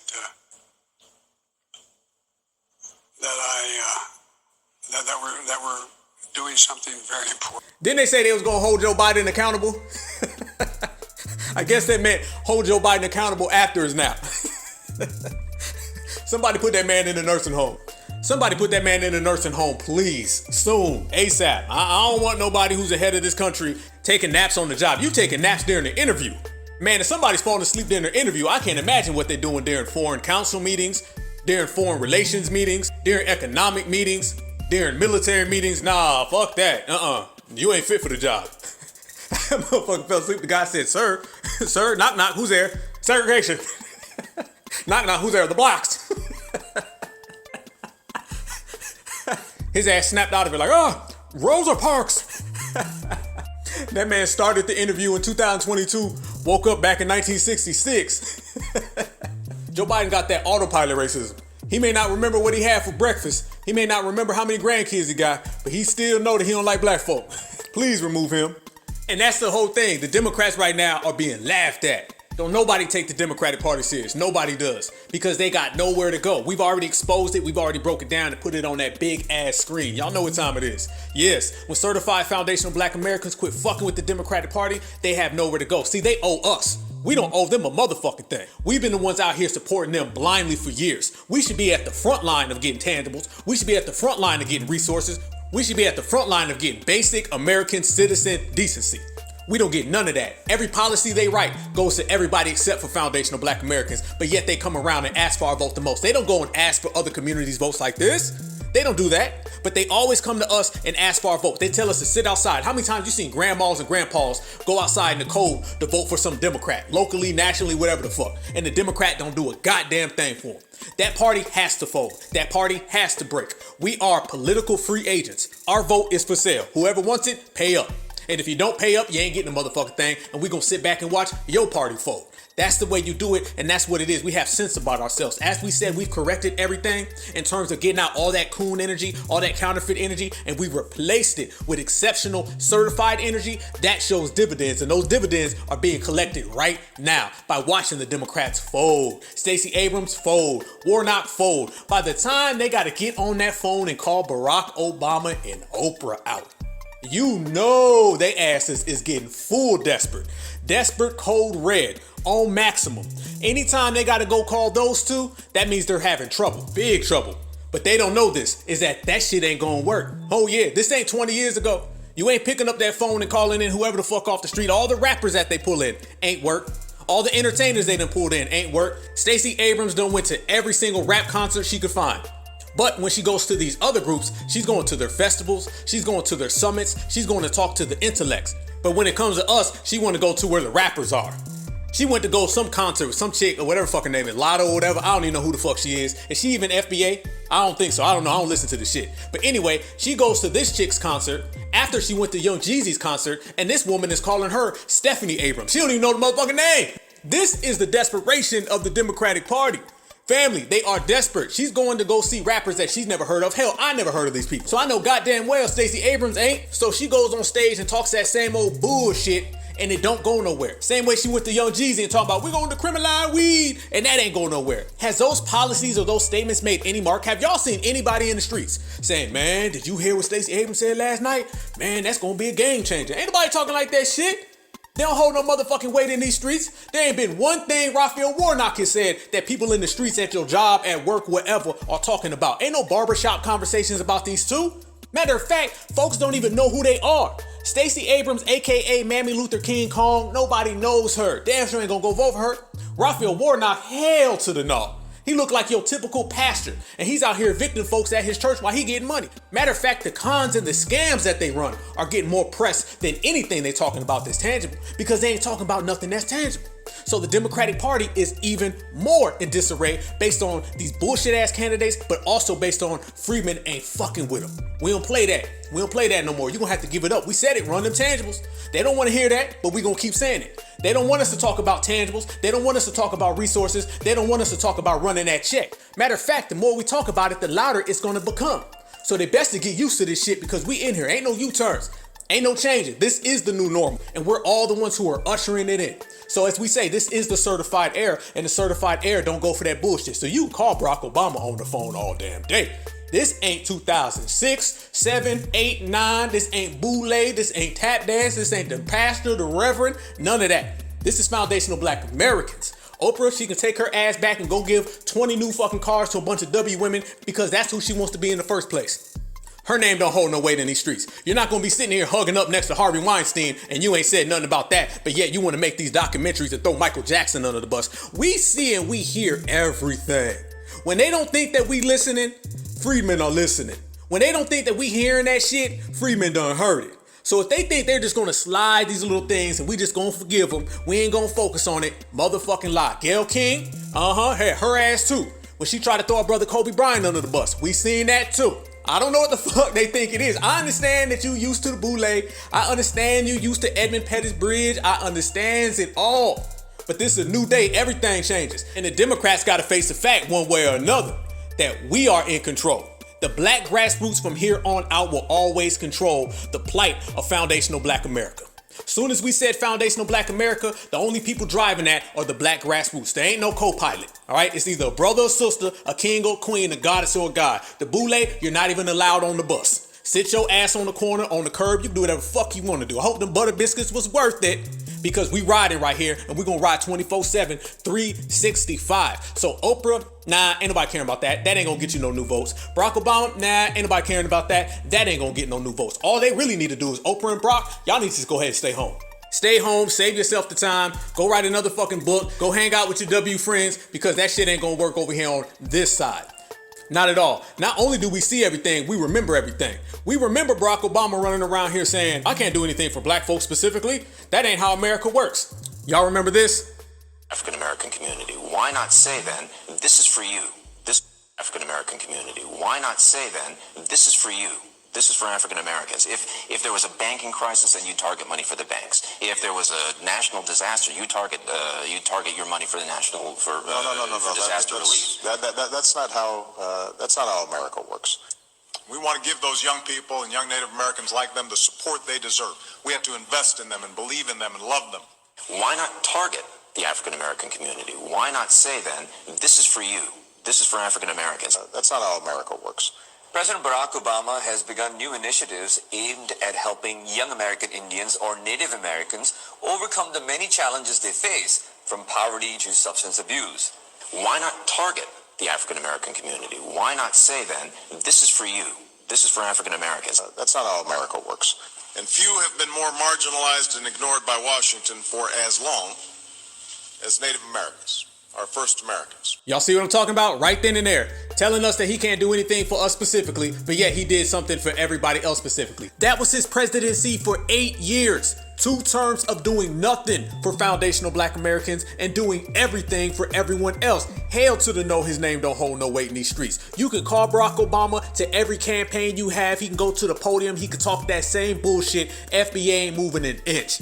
That guy's a clown. We don't rock with him. Oprah clown. We don't rock with her. I know folks on Twitter that got more respect in these streets than Barack Obama and Oprah. So they can go back to 2006, 7, 8, 9, wherever the fuck they want to go. Because when they step up right now, they stepping in our time and we call the shots. Trust and believe that. Oprah comes out the woodwork, and what does she do? She gives an interview to Stacey Abrams, and she asked Stacey Abrams this, family. She said, what are you going to be able to accomplish if you become the governor of Georgia? And the first thing that they said was they're going to change the paintings on the wall. What do you think, that first year being in office as governor, you will actually be able to accomplish? And how will things look different? Aside from the fact that you being there is going to look very different. I will look a little different. Yes. Oh my Lord! Oh, the paintings in the mansion are going to change. Yes. Nothing for us. No laws, no legislation. Nah, They're going to change the paintings on the wall. And family, Oprah said that same bullshit back in 2009 to Barack Obama. She's pulling that shit over a decade later. The same talking points, the same cooning, the same butter biscuits. This is what we're saying. They don't change. They don't change. It's the same game. She was saying that shit with Barack and Michelle. Oh, they're going to change the paintings on the wall. How about you change some laws? Oh, they're going to change the mansion and they're going to take the food out, put some soul food in it. Fuck that. How about some resources or some reparations? I don't give a fuck if you change in the cabinets. I don't give a fuck about you putting paintings on the wall. It's still symbolism. Oprah is out here running symbolism from 2009 thinking that shit's going to flow now. Hell to the no. They did the same thing with Meghan Markle. They did the same exact thing with Kamala Harris. Every time they try to play into our culture and act like these non-FBA folks are so FBA. And they try to get us to vote by that. By saying they're going to change the paintings and the food and they're going to be all hibbity bebop. No, the fuck they not. These is non-FBAs trying to act like they FBA. They got that FBA costume and mask on just in election season, and they're gonna take that shit right the fuck off. Y'all seen what Kamala Harris was doing. She was jumping in and out of our culture like hopscotch. And soon as she got elected, or soon as she got selected, she jumped right on back to the other side. Ain't nobody on that. Ain't nobody on that at all. Look at Kamala Harris. Look at her. Liberals right now are saying that she need to get up out of office. They saying don't even let her run with Biden in the next election. This is all because of us. We done made it hot for her in these streets. We done exposed her as a terrible politician. Now liberals are saying it. Liberals are saying she's a bad politician. Now who's the first people to start saying that? Who's the first people to start exposing her record? Who are the first people to let the world know that Scamala is Copala? We are. So when you start hearing liberals saying the same thing that we've been saying for 4 years, that lets you know that we got them shook out here in these streets. Once you have that real estate and you wake up in the White House and your office is the Oval, I just don't think you give it up. It's very hard to take the nomination away from the president, sitting president. And what I could see is replacing the vice president because... And the crowd cheered, y'all. The crowd cheered. And it didn't seem to work out. And I don't know. That's been done before on a ticket. I just think she's a bad politician. Receipt. That's another one. That shit ain't gonna flow now. It shouldn't have flew then. But nowadays, it's a new time. It's a new era. And we got our address on that motherfucker. And it says FBA only. And this is the foundational Black American era. So they don't fit in. You know what I'm saying? They're going to have to find something else to do. Go ahead and go tap dance for the rest of your life. That's cool. We're going to be over here getting it in. We're going to be over here changing the course of history. That's what the African Americans do. The African Americans is running the same old con games. Foundational Black Americans are changing the ways. Foundational Black Americans are creating a new line. Foundational Black Americans are pushing that line. This is what happens when we step into the place. Everything gets turned upside down. And we love it. Because no matter what happens, we land on our feet. No matter what happens, we 10 toes down. No matter what happens, we loyal to the soil. Y'all remember when Barack Obama was saying blackness isn't one particular type of way? We need to quit saying that. You know why he said that? Because he's non-FBA. He's non-FBA, so he doesn't relate to our culture. He doesn't relate to our lineage, to our heritage, because he's not a part of it. The notion that there's some authentic way of being black, that if you're going to be black, you have to act a certain way and wear a certain kind of clothes, that has to go, because there are a whole bunch of different ways for African American men to be authentic. These people who come around with that flat blackness, nah, ain't going for it. Kamala Harris, non-FBA, don't go for her. Ketanji Brown Jackson, non-FBA, don't go for her. All of these first blacks in the Democratic Party who just happen to all be non-FBA, we spotting it, we framing it, we regulating it. This is a season of getting exposed, and if you ain't thorough and you come around here and that paperwork gets snatched, you're gonna have to deal with it. We vetting for real, we gatekeeping for real. Non-FBAs can't step on the FBA building and play games. Nah, the boule ain't got no place up in here. The Butter Biscuit Brigade better take that shit back to the Democratic plantation. We don't live on that. This is the house that Freedmen built, this is the house that Freedmen maintained, and everybody else is gonna have to deal with it. Quit trying to use our culture to get some type of gain for yourself, man. We see through all that. We see through all that because we got a tight grip and ownership over our culture. Barack Obama can come out here and he can sing Al Green for days. He's still non-FBA. Kamala Harris can come out here and talk about Tupac and Tribe Called Quest. She's still non-FBA. Meghan Merkel, please, we ain't even gonna go there. She just need to worry about getting kicked out the kingdom. None of these folks is gonna fool us acting like us so they can get some gain for it. FBA, we watching everybody. Everything is in that microscope. You not coming around here trying to trick us, and you damn sure ain't gonna use our culture to trick us. Ain't it funny how somebody will use our culture to get political gains for themselves, but they'll never do anything to assist our culture? Well, them days is over. If you use our culture, I don't give a damn if you do the fucking moonwalk. You gonna pay up. You sing Al Green, you sing Whitney Houston, you make a fucking movie, you walk with your hat to the side, you wear some Timberlands or put some gold grills in your mouth, you gonna pay up. Nobody's gonna run around here with foundational Black American culture anymore for free. You're not gonna sit there and put your flag where my flag belongs. You're not gonna talk about my lineage like it's your lineage. You're not gonna take what my ancestors did and tell me that was your ancestors. No, the fuck you will not. Everybody's paying premiums, and I want every single fucking dollar. I want every nickel, quarter. I want the 50-cent pieces. Hell, I want the $2 bill. I don't give a fuck. If it's gold, it's green, it shines, it belongs to us. Black American culture for Black Americans. Cause as I always say right here on the Black Alpha Network, there would be no USA without FBA. So in other terms, if you using our culture, your rent's due, motherfucker. Now, with that said, family, please smash that like button.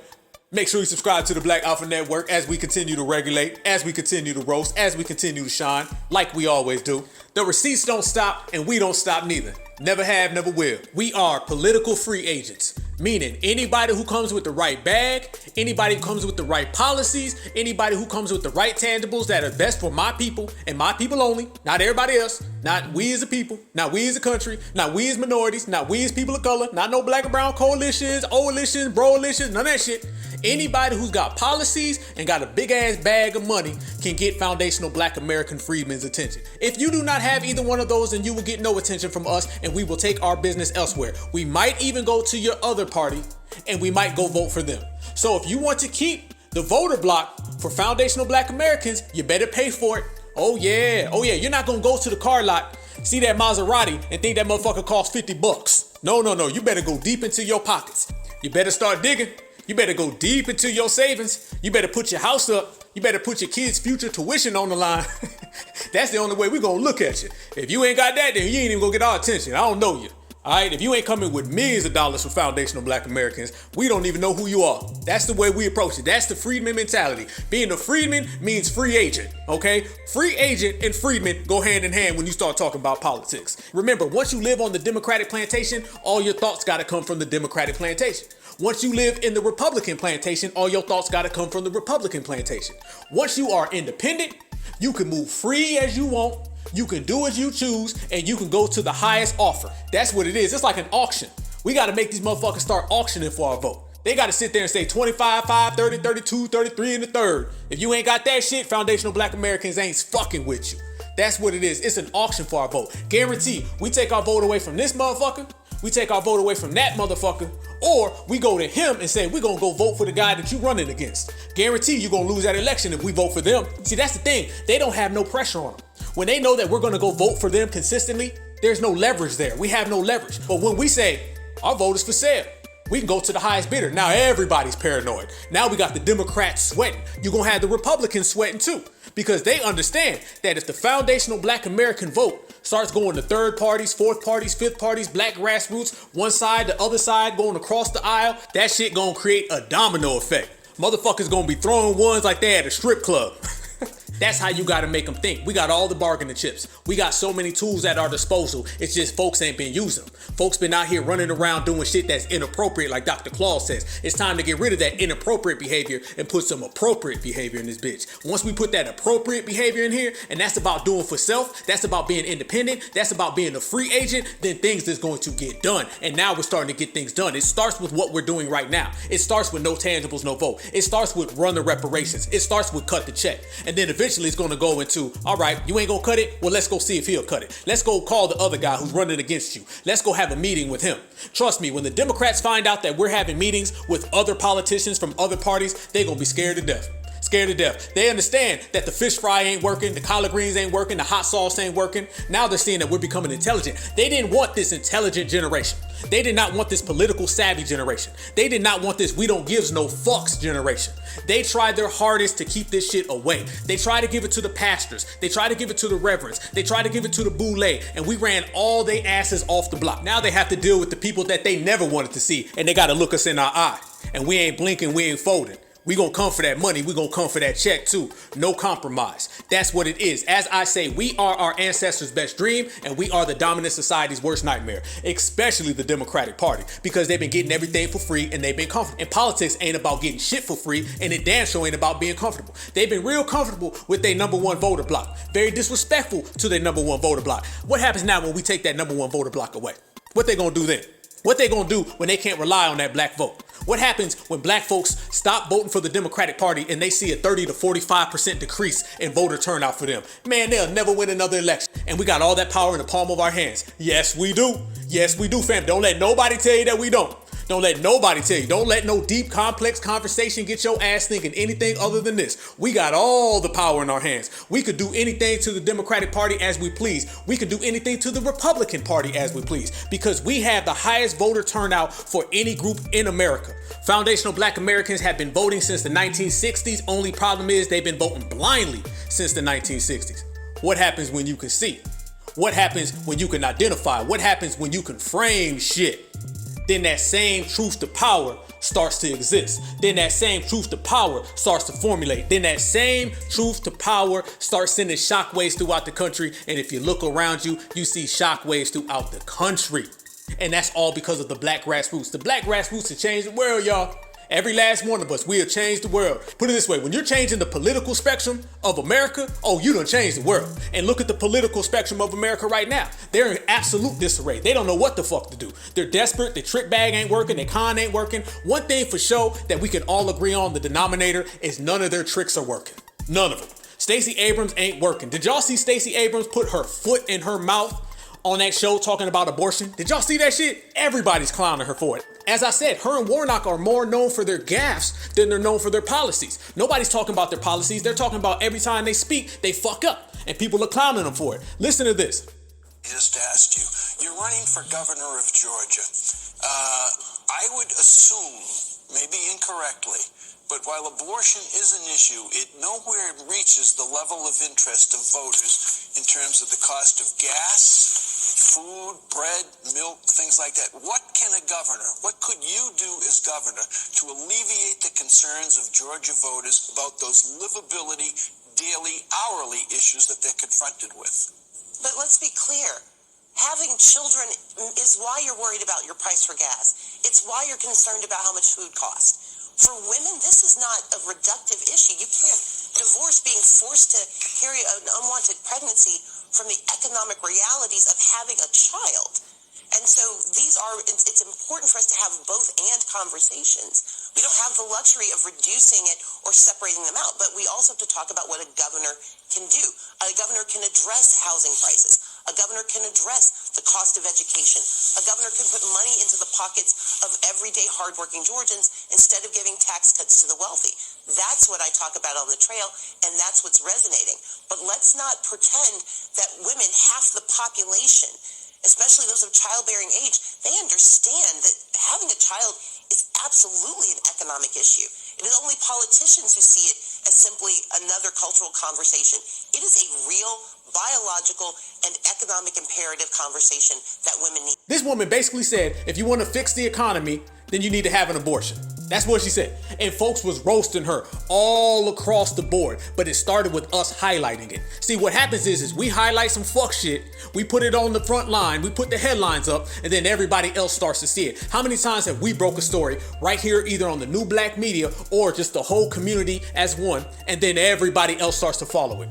Yes, nobody would have said anything about this had we not brought it up. It's the same way nobody will be talking about reparations right now had we not brought it up. Nobody will be talking about tangibles or policies if we not brought it up. So everything that we say, everybody is watching because it's all eyes on us. So we got the power right now to put out some information on the Democratic Party or any of their Democratic shills, and they'll all be canceled. Why you think Roland Martin can't get a job? They ain't gonna put Roland Martin on TV because they know the black grassroots don't fuck with him. And they know that the black grassroots is in control. So therefore, putting Roland Martin on television, man, that'll get no returns. No fucking returns. That guy is a dud. His ratings would be in the trash, and they know that. Why you think they're attacking the new black media? They come after the new black media every single day. You wouldn't say anything if we weren't making an impact. You wouldn't say anything if we weren't dominant. You wouldn't say anything if the ball wasn't in our court. So the very fact that they mention us lets us know that we're in full swing. So anytime you hear any of these folks talk about folks on the internet, YouTube channels, Twitter accounts, that means that they're afraid them YouTube channels and them Twitter accounts. That's all it is. It's just admitting it. That's okay. You can admit it. That's all good. I know you upset that the new black media done ran you out in 1 year. And you know, you gotta live with it sometimes. That's what happens. Nothing is good for a counterfeit. It's only good for the certifieds, and we on the certified side. Look what happened with the Black News Network. That shit, we ran that off the block. That was $1 billion industry. The guy who runs that con guy, who's the owner of the Jacksonville Jaguars, he put that network out. And then he said, man, black folks ain't fucking with this. I'm wasting money. And he canceled it. Them folks wasn't even getting paychecks. No lie, you can Google it. Folks that worked at that network, they weren't even getting paid because he took his investment and ran that fast. He thought he had the black mainstream, he thought he had the boule, and he thought they was all gonna turn out for that shit. And then he found out what everybody has already found out, that the black grassroots is in control and the black grassroots is the dominant voice. And we can cancel any news network, we can cancel any shield, and we can cancel any political party at any time we choose. Yes, we got time today. Man, we cooking right here on the Black Alpha Network. Y'all make sure y'all subscribe to the channel if you ain't already. I appreciate that, and I appreciate all the love. We get so much love, and I got so much love back. You know how it is. Family tree. And our family tree better than everybody else's, so they better just follow with it. Yes. So all the power, all the excellence is on our side, and we can break any of these parties. And you know how we do right here on the Black Alpha Network. We break down the details. We break down the nuances. We don't leave any stone unturned. If we gonna get to the truth, we gonna get to the truth. We gonna get to the facts, we gonna get to the facts. We gonna let it be known. We're not gonna sit here and leave with no confusion and we don't understand, because that's the problem in the political world. They try to confuse us. They always try to hit us with, what y'all needs to do is you gotta pay $22.50 for a lobbyist, and then take that lobbyist, jump off the roof, land on your feet 60 feet, do the splits, hop back up, take it down to the county commission office, get a stamp on it, sign the seal of approval, then mail it in. Wait 25 business days and it'll come back to you. Man, fuck all that. Cut the check, no tangibles, no vote, and if you ain't got our money, we ain't fucking with you. Simple as that. Come on, family. Y'all know how we do. Y'all know how the fuck we do. We ain't doing all that extra shit. We know what they're trying to do. They're trying to run us around, run us in circles, have us going down the street, up the avenue, down the boulevard. Fuck that. We're going to stand right here and you're going to cut our check. And if you do not cut our check, then we're going to use all of the power that we have. We're going to use all the momentum that we have. And we're going to use all of the excellence that we have to watch anybody's political party fold. And we will fold that shit up like a napkin. We will fold that shit up like a lawn chair, and we will hand it back to your partner. That's how we do things on the Freedmen Foundational Certified side. Feel me though. Ain't no Republican, ain't no Democrat. We don't reach across the aisle. We live in the center of the aisle, which means everybody has to come through us. Freedmen strategy.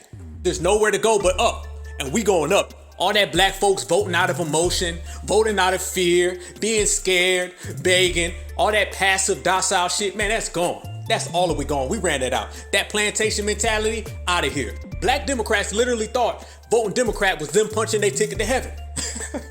How do you know they thought this? Because they was looking at that little W Jesus on their cabinet. Then they would see whatever Democratic president they had, and they associated the two of them. But fuck that. We seeing this all as business. You ain't getting us to vote out of fear. Nope. All business. You ain't getting us to vote out of emotion. Nope. All business. You ain't getting us to vote out of forgiveness. Nope. All business. It's going to be paper, dollar bill, cream, cash reparations everywhere around me. And if you ain't got that, then you going to have to get the fuck up out of Dodge.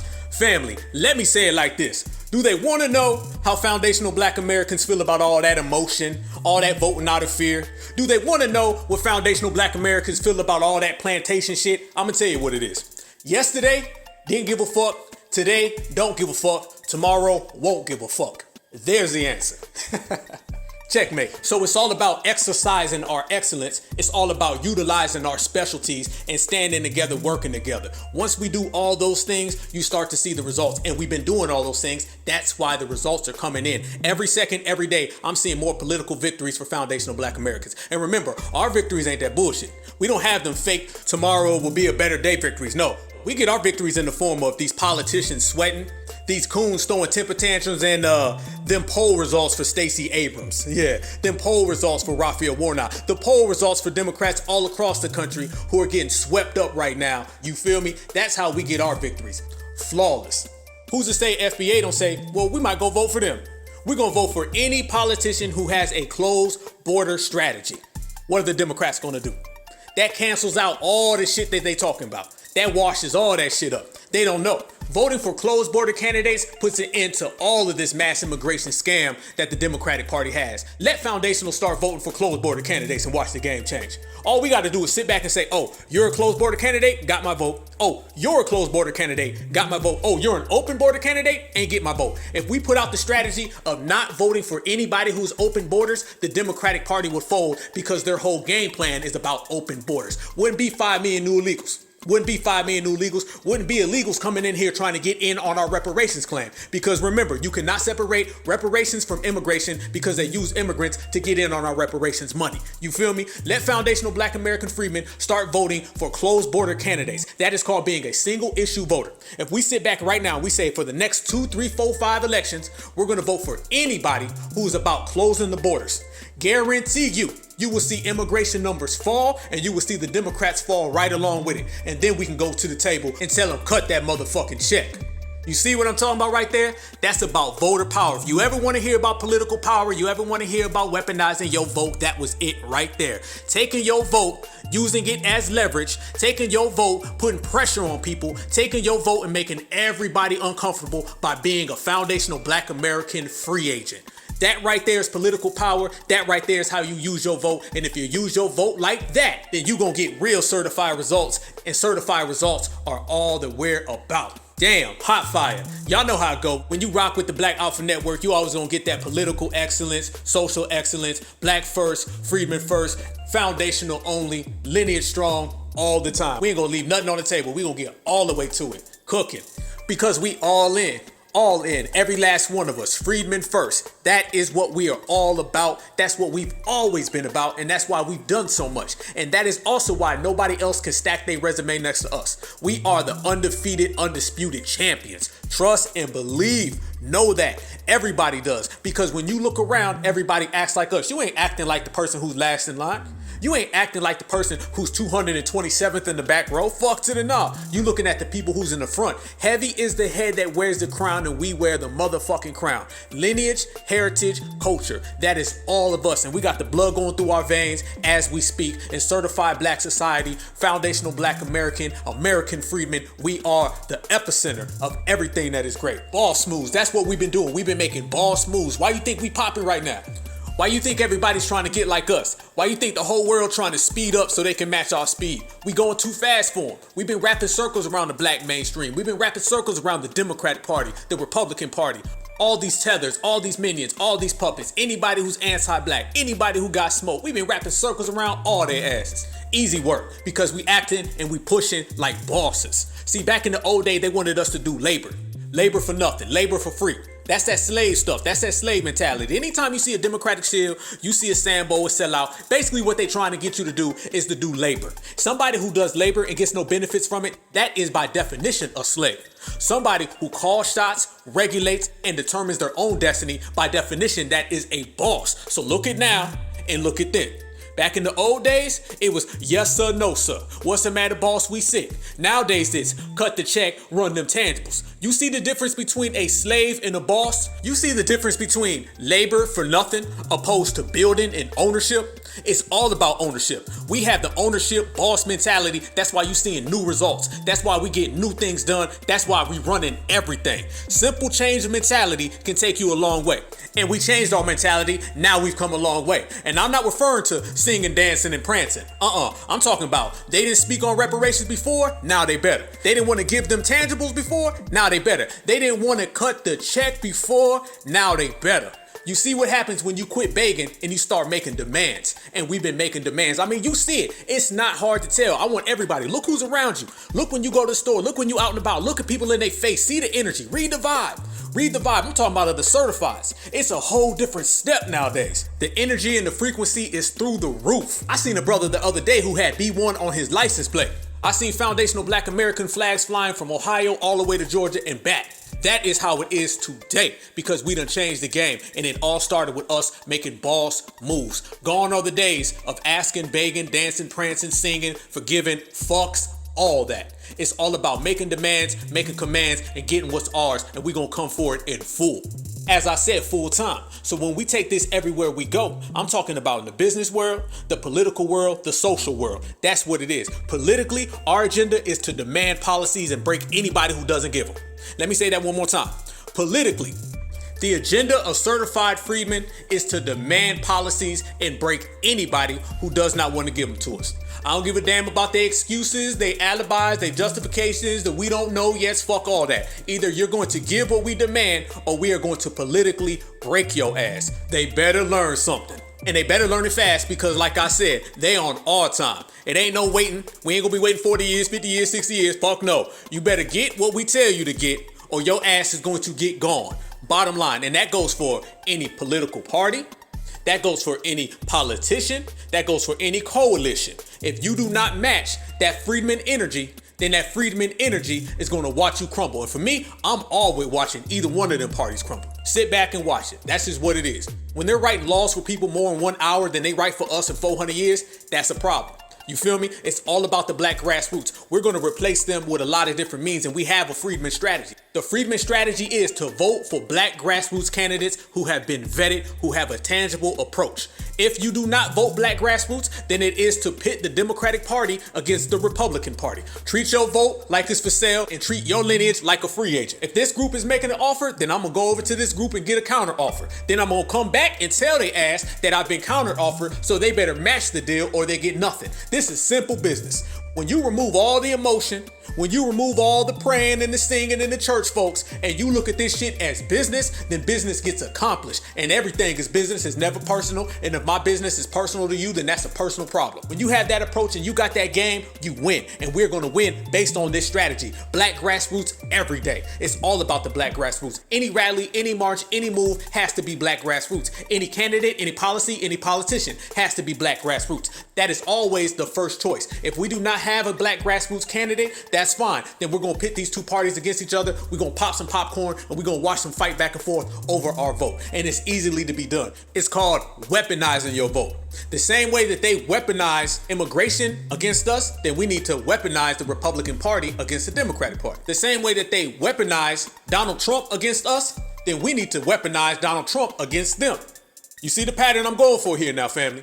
The same way that they weaponize peoples of color against us, then we need to weaponize people of color against them. How do you do that? By rejecting and withdrawing from any game plan that they put forth. Telling them, you ain't getting our vote. We're going to go over here and, we might even go talk to your enemy. We might see if your enemy got a good deal on the table for us. Hey, you might fuck around and you lose about 30-45% of the vote, and they know they can't lose 2% of our vote. They've been relying on our vote for so long, but not giving us anything in return. That is going to cause major problems for them once we start thinking from an independent Freedmen First mentality. And guess what? We got it now. So we could pit these two parties against each other right now. We could weaponize our vote, and then we could do voter reduction strategy, just in the means of reducing numbers for the Democrats. Meaning, if it comes down to a vote where it's a tight race and the Democrats need 2%, we will purposely vote for someone else so they lose that 2%, which means they will lose the election. That other person could be a black grassroots candidate. That other person could be a third party, and we might even scare them and tell them, we might go vote for the Republicans. You might fall if we do that. And trust and believe, Roland Martin gonna be beeping all over the fucking place. Van Nessa Jones, Buck Sellers, they all gonna get that call to Zaddy's principal's office, and at the same time we break the Democratic Party, we will break every Democratic shield that comes along with it, because it's the Democratic shield's job to get us to vote for the Democrats. And once we do not vote for the Democrats, everybody's out of business. You ever seen somebody get evicted and broke down all with one move? Well, family, we can break them all with one move because we bosses like that. Feel me? Damn, that's hot. You're going to hear a lot of political ideas. You're going to hear a lot of strategies, and they're going to always overcomplicate it. And I know folks is tired of these overcomplicated policies. I know folks is tired of these overcomplicated discussions and dialogue. What we need to do? What can we do? Vote for them? Don't vote for them. Your ancestors now. All that bullshit, man, we ain't doing none of that. Right here on the Black Alpha Network, we gonna speak on how you have foundational Black American policies, freedmen policies, certified policies, all in one, and you can break any party who don't want it. Simple and plain. Notice how I just said how you can break the Democratic Party in 20 seconds. Notice how I just said how you could break the Democratic Shields in 20 seconds. Notice how I said you could break the Democratic Party, the Democratic Shields, any type of minion, sucker, bum who don't want to serve foundational Black Americans. And I did it all in 20 seconds. It's that easy. Y'all know I like to be direct, right down the center, and bring clarity. Fuck the confusion, simple and plain for everybody to see. That's how we do it. And we did it all by being independent, and we did it all by being foundational Black American first, all by being certified freedmen first, and all by being lineage based. When you can break a party and you can still be freedmen first, you did your job. When you can break a party and you can still be FBA first, you did your job. When you can break a party and you can be lineage first, you did your job. And we did our job because we on our job, and that's what you call making boss moves. And they feel our pressure. They feel our pressure. We making everybody uncomfortable. And that's what politics is all about. It's not only about business, it's also about making people uncomfortable. If somebody's coming to make us uncomfortable, then we gonna make everybody uncomfortable. Ain't nobody gonna be sitting back like it's sweet. It's either gonna be us first or nobody at all. And that's the approach that we have consistently had in this era. That's why I'm so proud to be a part of this era. And I'm so proud to be a part of the family. Salute to all of y'all, especially everybody in the chat, because this is how we get down. We ride as a family tree. We are all interconnected. We are all intertwined. They've been trying to break us. They've been trying to pull the divisive shit. They've been trying to fly in tethers. Everybody's trying to infiltrate, and not one of those things has worked. So what does that tell you? That tells you that we are stronger than ever. I don't say that we're stronger than ever just because. I don't say it just because it's a slogan and it sounds good. No, we are stronger than ever. Look around. Look at everything that we've done. We've done more in the last 5 years than they did in the last 50. There's got to be a reason behind that. The reason is that the code is the leader. And once we started getting codified, meant we got on game, meant everything else fell in line. So the FBA presence is heavy. The FBA movement is heavy. And this FBA family tree goes untouched. Certified. All right. It's been good chopping it up with the family. It's been good breaking it down with the family. My favorite thing to do with my favorite people. So when you got that ingredients, you cannot go wrong. I salute everybody. I want everybody to stay good. I want everybody to stay safe. We're going to keep putting it down. We said we had time today, and we put in that work. But just to let everybody know that when we say we got time today, we got time every day. So anybody who's got smoke with foundational Black Americans, anybody who got a bone to pick, got a problem, got an issue, come and see us. Come on over here, come see about us. We right here. We don't go nowhere. We don't flee. We don't flee. Our address is on it. You see where we at. We in the same country that we built. If you looking for FBA, come to the USA because FBA built the USA. Don't worry about us running. You better just worry about yourself, because when you see us one-on-one, face-to-face, eye-to-eye, the pull-up is serious. Yes, indeed. I want everybody to stay safe, though, as I was saying, family. Y'all stay good, get to the money. I hope everybody's in good health. I know this rally is coming up. Let's bring that energy. Let's bring that vibe and show the whole world that this family tree is rooted. This family tree is powerful. This family tree is stronger than ever. For me personally, I can't wait. It's always a great time when you amongst your family. It's always a great time when you amongst your lineage. And it just so happens to be that our family and our lineage is the best. So that's going to make it even greater. DC, here we come. Coming to get our check. And we're going to radiate that energy to the universe. Make sure you hit that like button. Make sure you subscribe to the Black Alpha Network if you are not already. Black AlphaCast every Tuesday, but we're going to keep bringing the heat, and we got it all ready to go. Yes, indeed. I appreciate everybody who has supported the Cash App as well. You know how I feel about that. That humbles me, and I send a salute to you specially and specifically. Let's go give them the time that they want. Let's go put it down the way we feel, and let's keep on making them boss moves and let everybody know that being a foundational Black American is beautiful. And beautiful is always Black. One love.